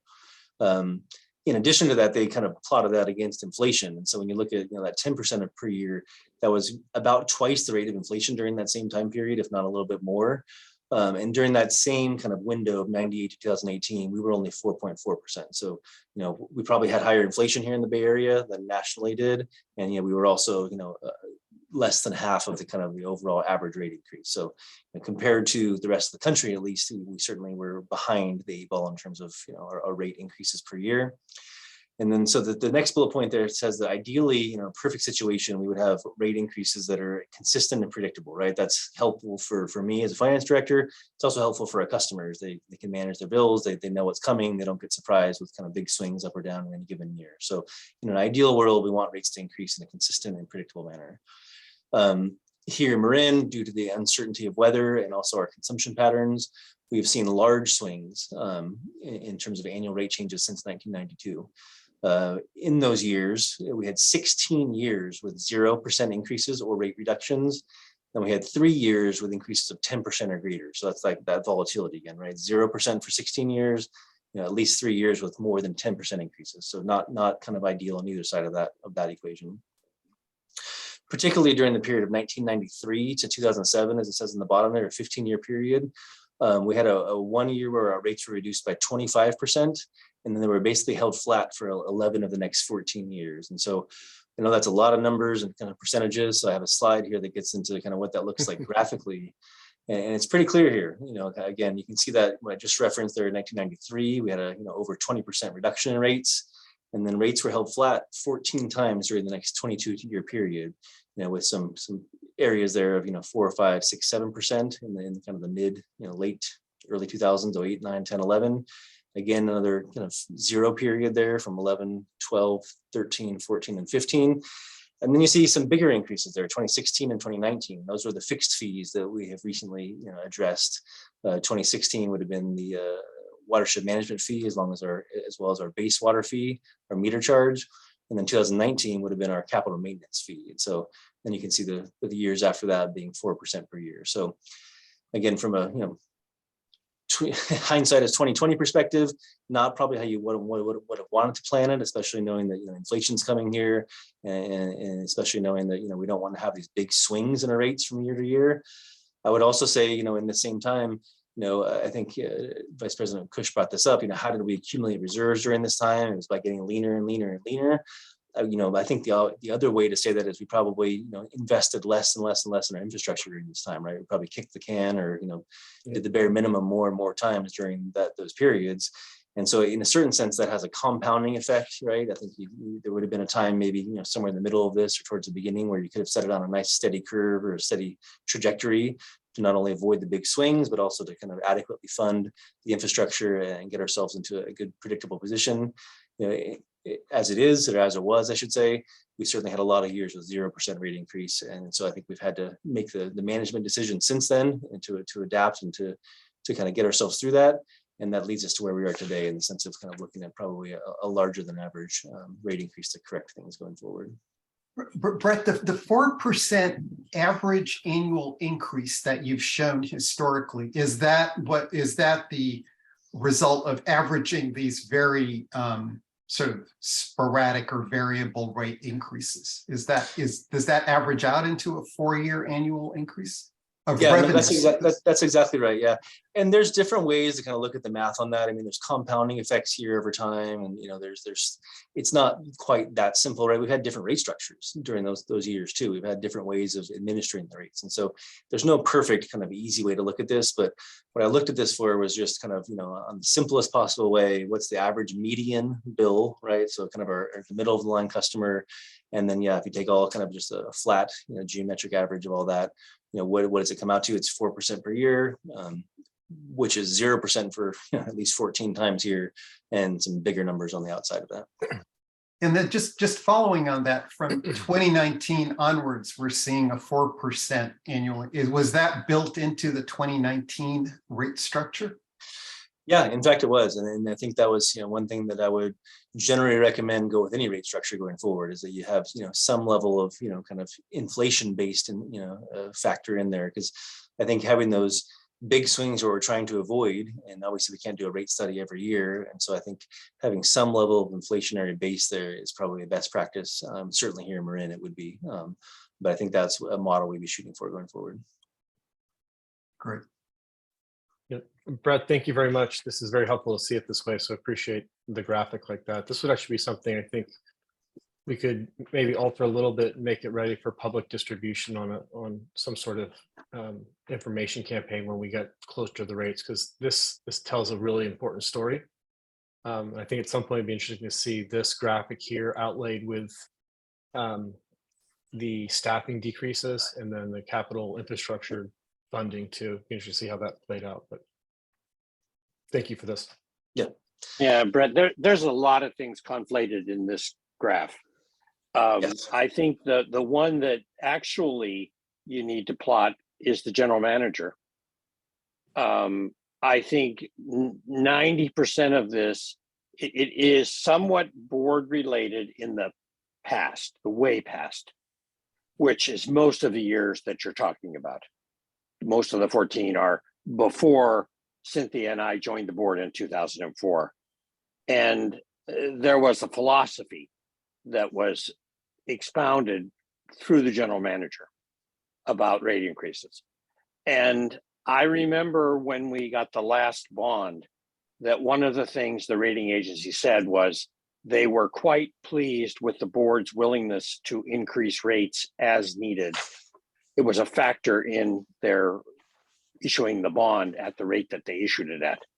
So like I say, there's a lot going on in this graph that it may be not so obvious of changes in philosophy over time. I think that I couldn't agree more with that. I think there is a lot in this graph, and I think it's almost hard to kind of accentuate all the things that have happened since the 90s here into the 2020s. But what I would say, just to kind of hone on your last point there, is that I did look at the kind of rating agencies' statements after the last bond we took, and you're exactly right. They said they were giving us an upgrade to our current bond rating of AA because of our strong management and our proactive rate policies, as well as our strong liquidity position. So they looked at our CMF, they looked at our reserves, they looked at the management history, I think especially as I mentioned the last few years, and that is what really kind of gave us the lower rate and the ability to save money on that. So I think that's exactly right. I think, Brett, that I would shine a light on, on particularly the statement you said at the very end of your presentation there, which is that that we kept rates at barely above inflation, and at the same time, I think we were not maintaining our system, and we have a fairly substantial maintenance need on a 100-year-old plus system that we are now, I think, having to address. And so I think that we're in part of this story that we will need to explain to folks why we need to increase rates is in part that we have a backlog of maintenance that we need to get at, because it is what is part of what is creating vulnerability. It is part of why we need reserves, to go to Ranjiv's point earlier. And it is something that we need to change the trajectory on, so that we don't deepen that backlog of maintenance. That's a really good point. And I was thinking, we didn't kind of explain this. Why is the industry at 10%, kind of doubling inflation? And that's exactly it, President Schmidt, that it's the aging infrastructure. Our issue is similar across the country, and it's kind of catching up broadly to the water industry and finding the need to go well above inflation. Yeah, I mean, dealing with climate resilience. I mean, the inflation has nothing to do with climate resilience. Exactly. And so it looking at inflation just merely tells you whether you're keeping pace with the value of the dollar, not at all about whether your own unique costs are going up because of water supply issues, or the materials that we deal with could be going up at a higher rate than inflation. Right. So it's almost a little confusing to put it in there. You're like, oh, well, we're a little above inflation, should be good. If we're going to include that, we need to have information that explains why that is actually not a good metric, frankly. And I do think that comparing it to frankly, to the industry is really a better comparison, because, you know, this is the industry that we are in. And if this is what is being done nationally, I think it explains where we have a deficit. Yes. I'm not so sure I would agree with the characterization of maintenance being put off. I think that we've had a very strong maintenance budget of about 25 million a year in capital improvement. It was higher at one point in time, but be very careful here, because we're talking about comparison to industry averages, which don't really mean anything. You know, the fact that tanks are painted every 20 years, that's just a number. You need to look at our tanks, not the US tanks. And I think that's critical to keep in mind, that these are just guidelines. They're not rules. And the other thing I think that we need to think about is, for those of you who probably don't know this, we have no situation for merit raises within the district. We only basically provide COLA, cost of living adjustments. And I think that is not a very good way to run a ship. I know it's tricky with our current financial situation, but we need to really think that through. That I've run companies for 40 years, and merit raises are always something that we do. Well, when people do good work, you need to reward the work. And I mean, we've got tiers and things like that within the rate structures of, you know, advancement. Basically the way to increase your salary is to change your position, as opposed to being rewarded for doing a great job in your current position. So anyway, it's just food for thought. Yeah, I think, Monty, I'm going to jump on the bandwagon of what you said. I had a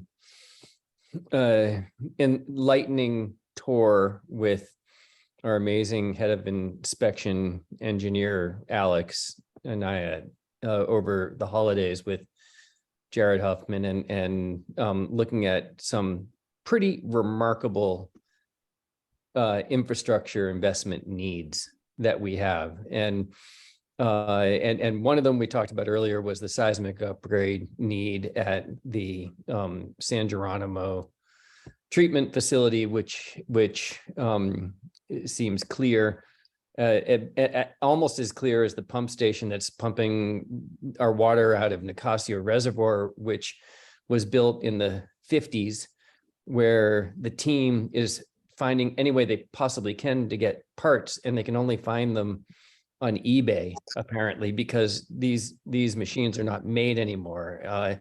Astonishingly old infrastructure that is the core of where the majority of our district gets their water.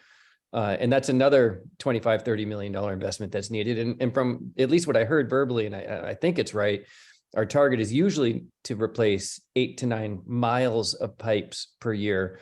And we're only able to do 4 to 5 million miles right now because of our financial situation.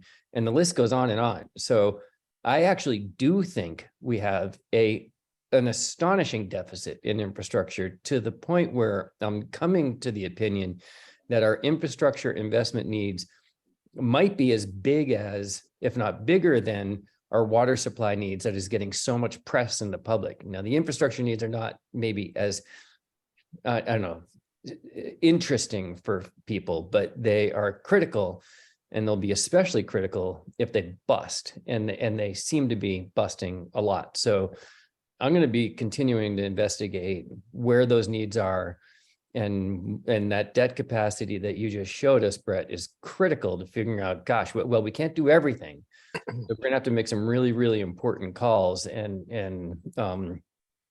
So that deficit that you're showing in this graph here, that looks like there was a big adjustment in 92 and 93. And I think I understand what was going on with the readjusting how the district looked at finances, but then that long period of not increasing rates is set us with what I do believe is a true backlog. And now it's time to do it. Now it's time to reinvest in our infrastructure and reinvest in, frankly, our supply and our storage. And I think we can come out of this proud. I think we can come out of this feeling good that we can kind of get us back on the right track. And it's going to take some work in the short term. And so this rate process we're going through right now, I think, is important. And I think if we can get more to a steady stream as opposed to these big ups and downs, the public would appreciate it too. They can be more predictable. Keep in mind, Jed, that there have been changes in the way that things are done. Again, that 9 miles is a rule of thumb. Based on a 100-year life, it's 10% per year. But the materials that we're replacing with them now have life more like 150 years.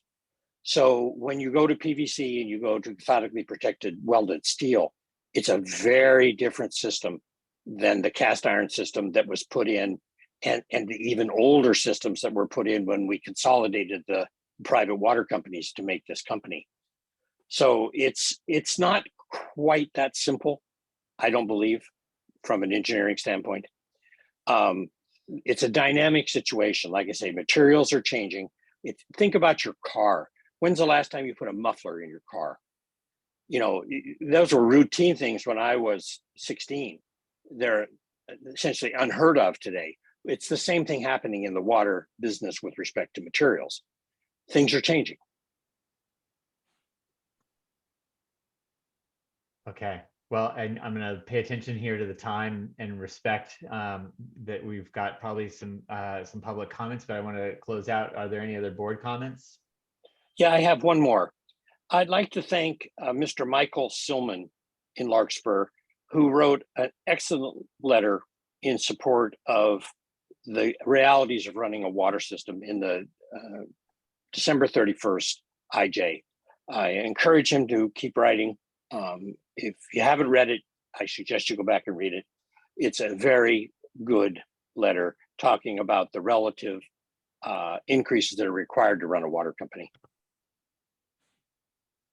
Okay. With that, Terry, do we have public comment? Yes, we have a couple.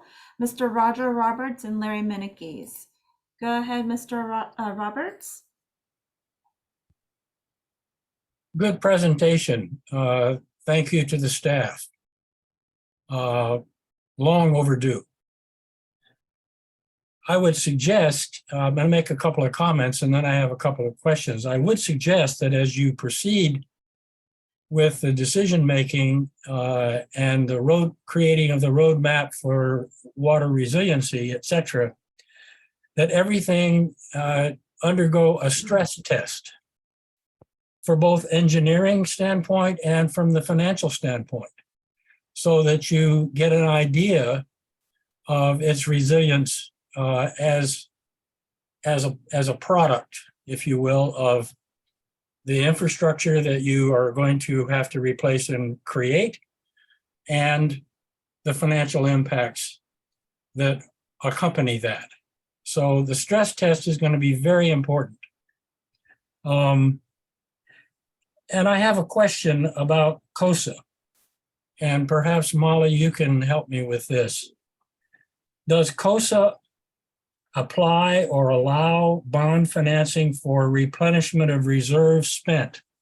Because in fact, those were created under COSA to begin with. So it makes sense that they would be able to be replenished without having them be subject to a COSA review. Is that true or not true? I would have to look into that further as to whether we could use bond financing to replenish reserves. Well, if that is the case, the district would be in a position to immediately issue a bond and replenish reserves. And it should do so. Yeah. And it should do so for not only because it makes financial sense, but it also, I'm going to use a pejorative term, it also provides window dressing for when you go to the market to do all the other things you have to do. So check that out. And if that is something you can do, I would urge the district to immediately issue a bond to replenish reserves. Thank you. Thank Mr. Larry Menekes, please. Yeah, just a lot of excellent comments tonight and a really good informative presentation. I just want to focus in on the capital reserve targets and specifically on catastrophic events and fires and floods, because we're seeing it all around us. We have to plan for it. Even though we have not seen a fire, it is likely a reality, and it's really the aftermath of a fire that we have to be concerned with when it does cause flooding, and often more damage occurs after the fire. So when you're thinking in terms of capital reserves, think in terms of both fire and post-fire recovery. Thank you. Thank you. There are no further speakers. Okay. Let's see, that takes us to our last agenda item here then, which are future scheduled meeting and agenda items. Thank you. Yes, so it's confirmed the January 13th ops meeting at 9:13 on Friday, as well as the January 17th board meeting. Actually, that boarding doesn't begin at 7:30. It's my understanding there's going to be a closed session regarding the general counsel performance review or evaluation. So that meeting, I believe, will start at 6:30 and then go into closed session and then start the regular 7:30 meeting. Also, earlier tonight, you heard about the special board of directors meeting. Strategic water supply assessment is not the portfolios that I mentioned on the staff report, but it's really the roadmaps. I heard from 3 of you that are confirmed and have confirmed your availability for 5 p.m. on the 24th. So I really am hoping that we could proceed with having that strategic water supply assessment meeting on the 24th at 5 p.m.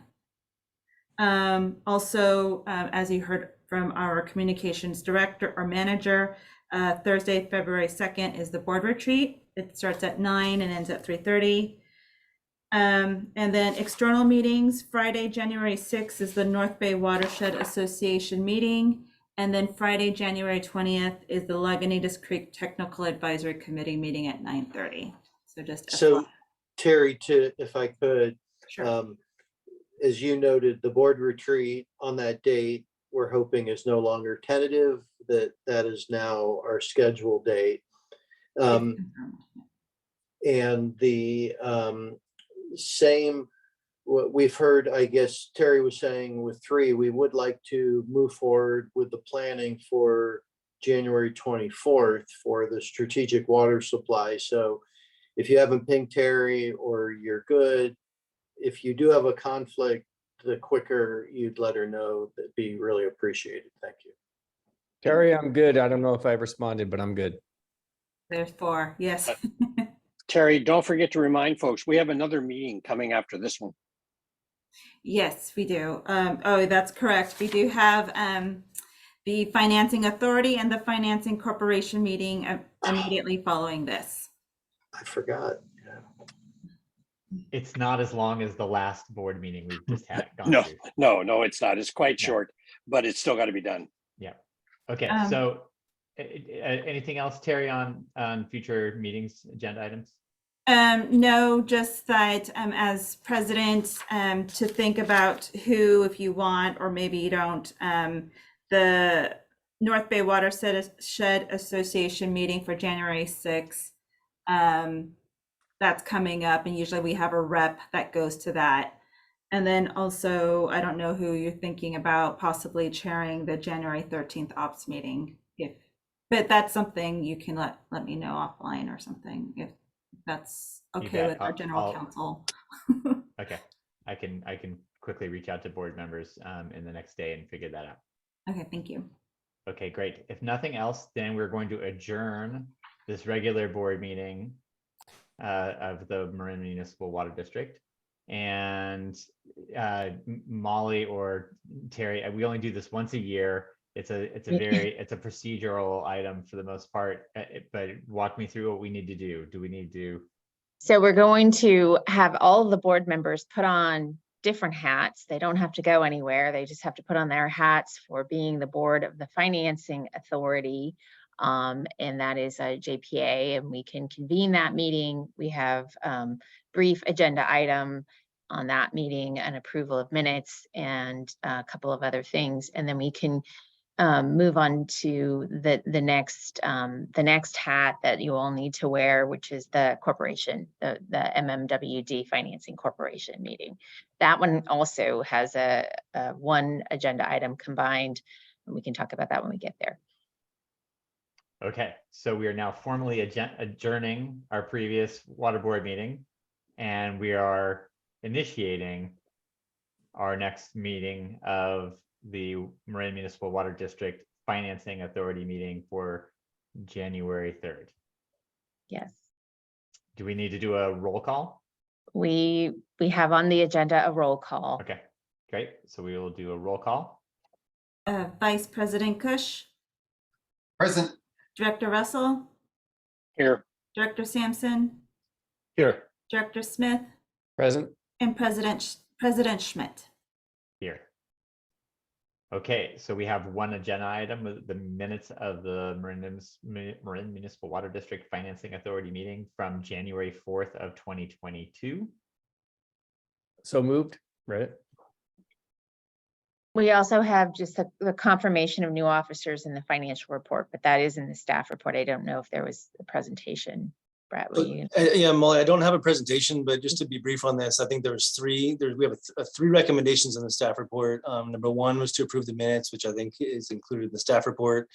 Number two is to confirm the officers for the MMWD Financing Authority based on the election of officers from the district board. And so the bylaws of the Financing Authority spell out that the president's the president, the vice president's vice president, the secretary's the secretary, and so on. So confirming that our election of officers matches our district board. And then the final item is to receive the 2022 financial report. And just to be brief, this is the Financing Authority is what houses all of our current debt service that we've issued. And so the report that you would read through outlines each of the four issuances that we have, going back to the 2002 bonds, the 2016, 17, and 2022 bonds. The debt service for last year is listed there. The debt service for this coming year is listed there. One thing I would point out is that we recently refinanced our 2012 bonds, and those were refinanced at a savings. And so that we'll have a savings going forward of $500,000 a year. That's already kind of planned in our financial plan. But that did, because of the good rates at the time, it did save us $10 million in net present value to refinance those bonds. That was an action taken in 2020 by the board then. It just happened timing wise to be effectuated in April of 2022. So that's really kind of just standard reciting where we're at debt service wise. I'm happy to take any questions. Isn't there also, Brett, Morgan Stanley purchased or provided our most recent debt? And there's something about 2024 we can't refi before 2024, as I recall. I don't have that in front of me. I'm happy to look into the details. I just don't have it in front of me. It's something to that effect, that there's an action where they purchase the debt. And I kind of forgotten the details of it, but it's something was- along that line. I believe that was the forward purchase that Brett was speaking about that happened last year. That was effectuated. But it's 2024, not 2022, pretty sure. The closing was last year. I'm not sure what the 2024 reference is. I'd have to look at that. Just what I remember. I'll look into it.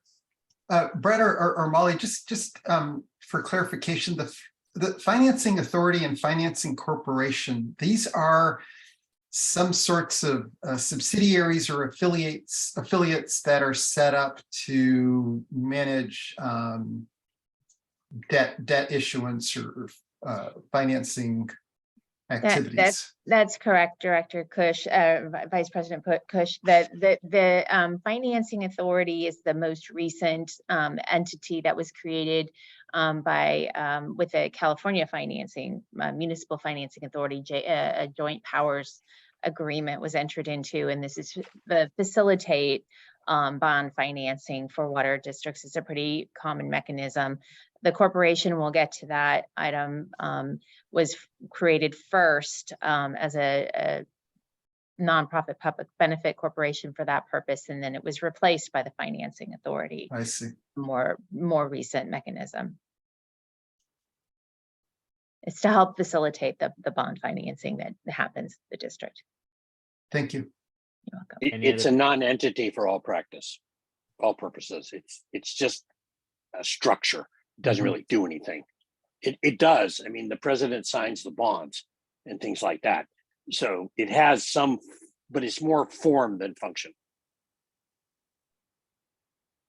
Okay, are there any other board questions, comments? Okay, then we need a vote. There's a public comment. Okay. Mr. Roger Sorry, thank you. Roberts, please. Oh, where did he go? Oh, there you are. Go ahead, sir.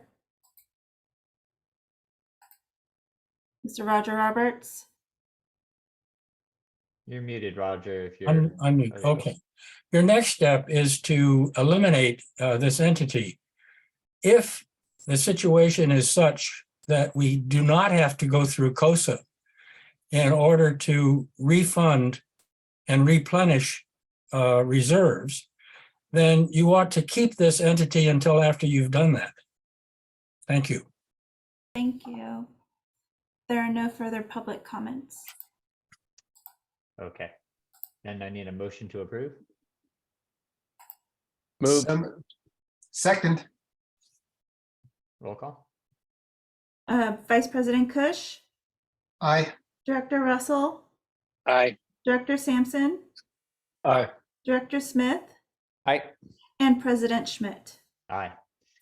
Okay, we will now adjourn the Financing Authority meeting and convene the Financing Corporation meeting. Do we need to do another roll call? I think so. Okay. I don't think so. You don't think so? Okay. No, it's not on the agenda for roll Okay. call. Actually, for some reason we didn't, and the directors are the same directors pursuant to the bylaws of the corporation. And this is the financing corporation item that does include a resolution for dissolution of the corporation. It was created prior to the financing authority, and as I said at the last item, or for the financing authority meeting, that is the more recent mechanism that is utilized, and there is no outstanding obligation for the financing corporation. So there is a proposed resolution in the board packet to allow us to move forward with dissolution. It's just a cleanup, so we wouldn't have to do this same double meeting again next year.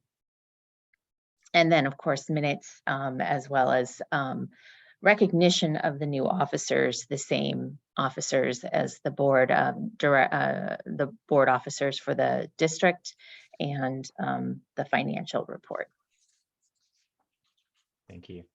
Okay, any board comments? Nope. Any public comments? There are none. Can I get a motion to approve? Moved. Second, And a roll call? Vice President Kush, aye. Director Russell, Aye. Director Sampson, Aye. Director Smith, Aye. and President Schmidt. Aye. Okay, with that, folks, thank you so much. Great presentations today. Thank you to the staff who stayed around, and now you will have a drive home. Hopefully we'll make it a little earlier in the future. And thanks to the public who hung in and asked really great questions. And with that, have a safe evening and see you all soon. We'll Thank be you. adjourned.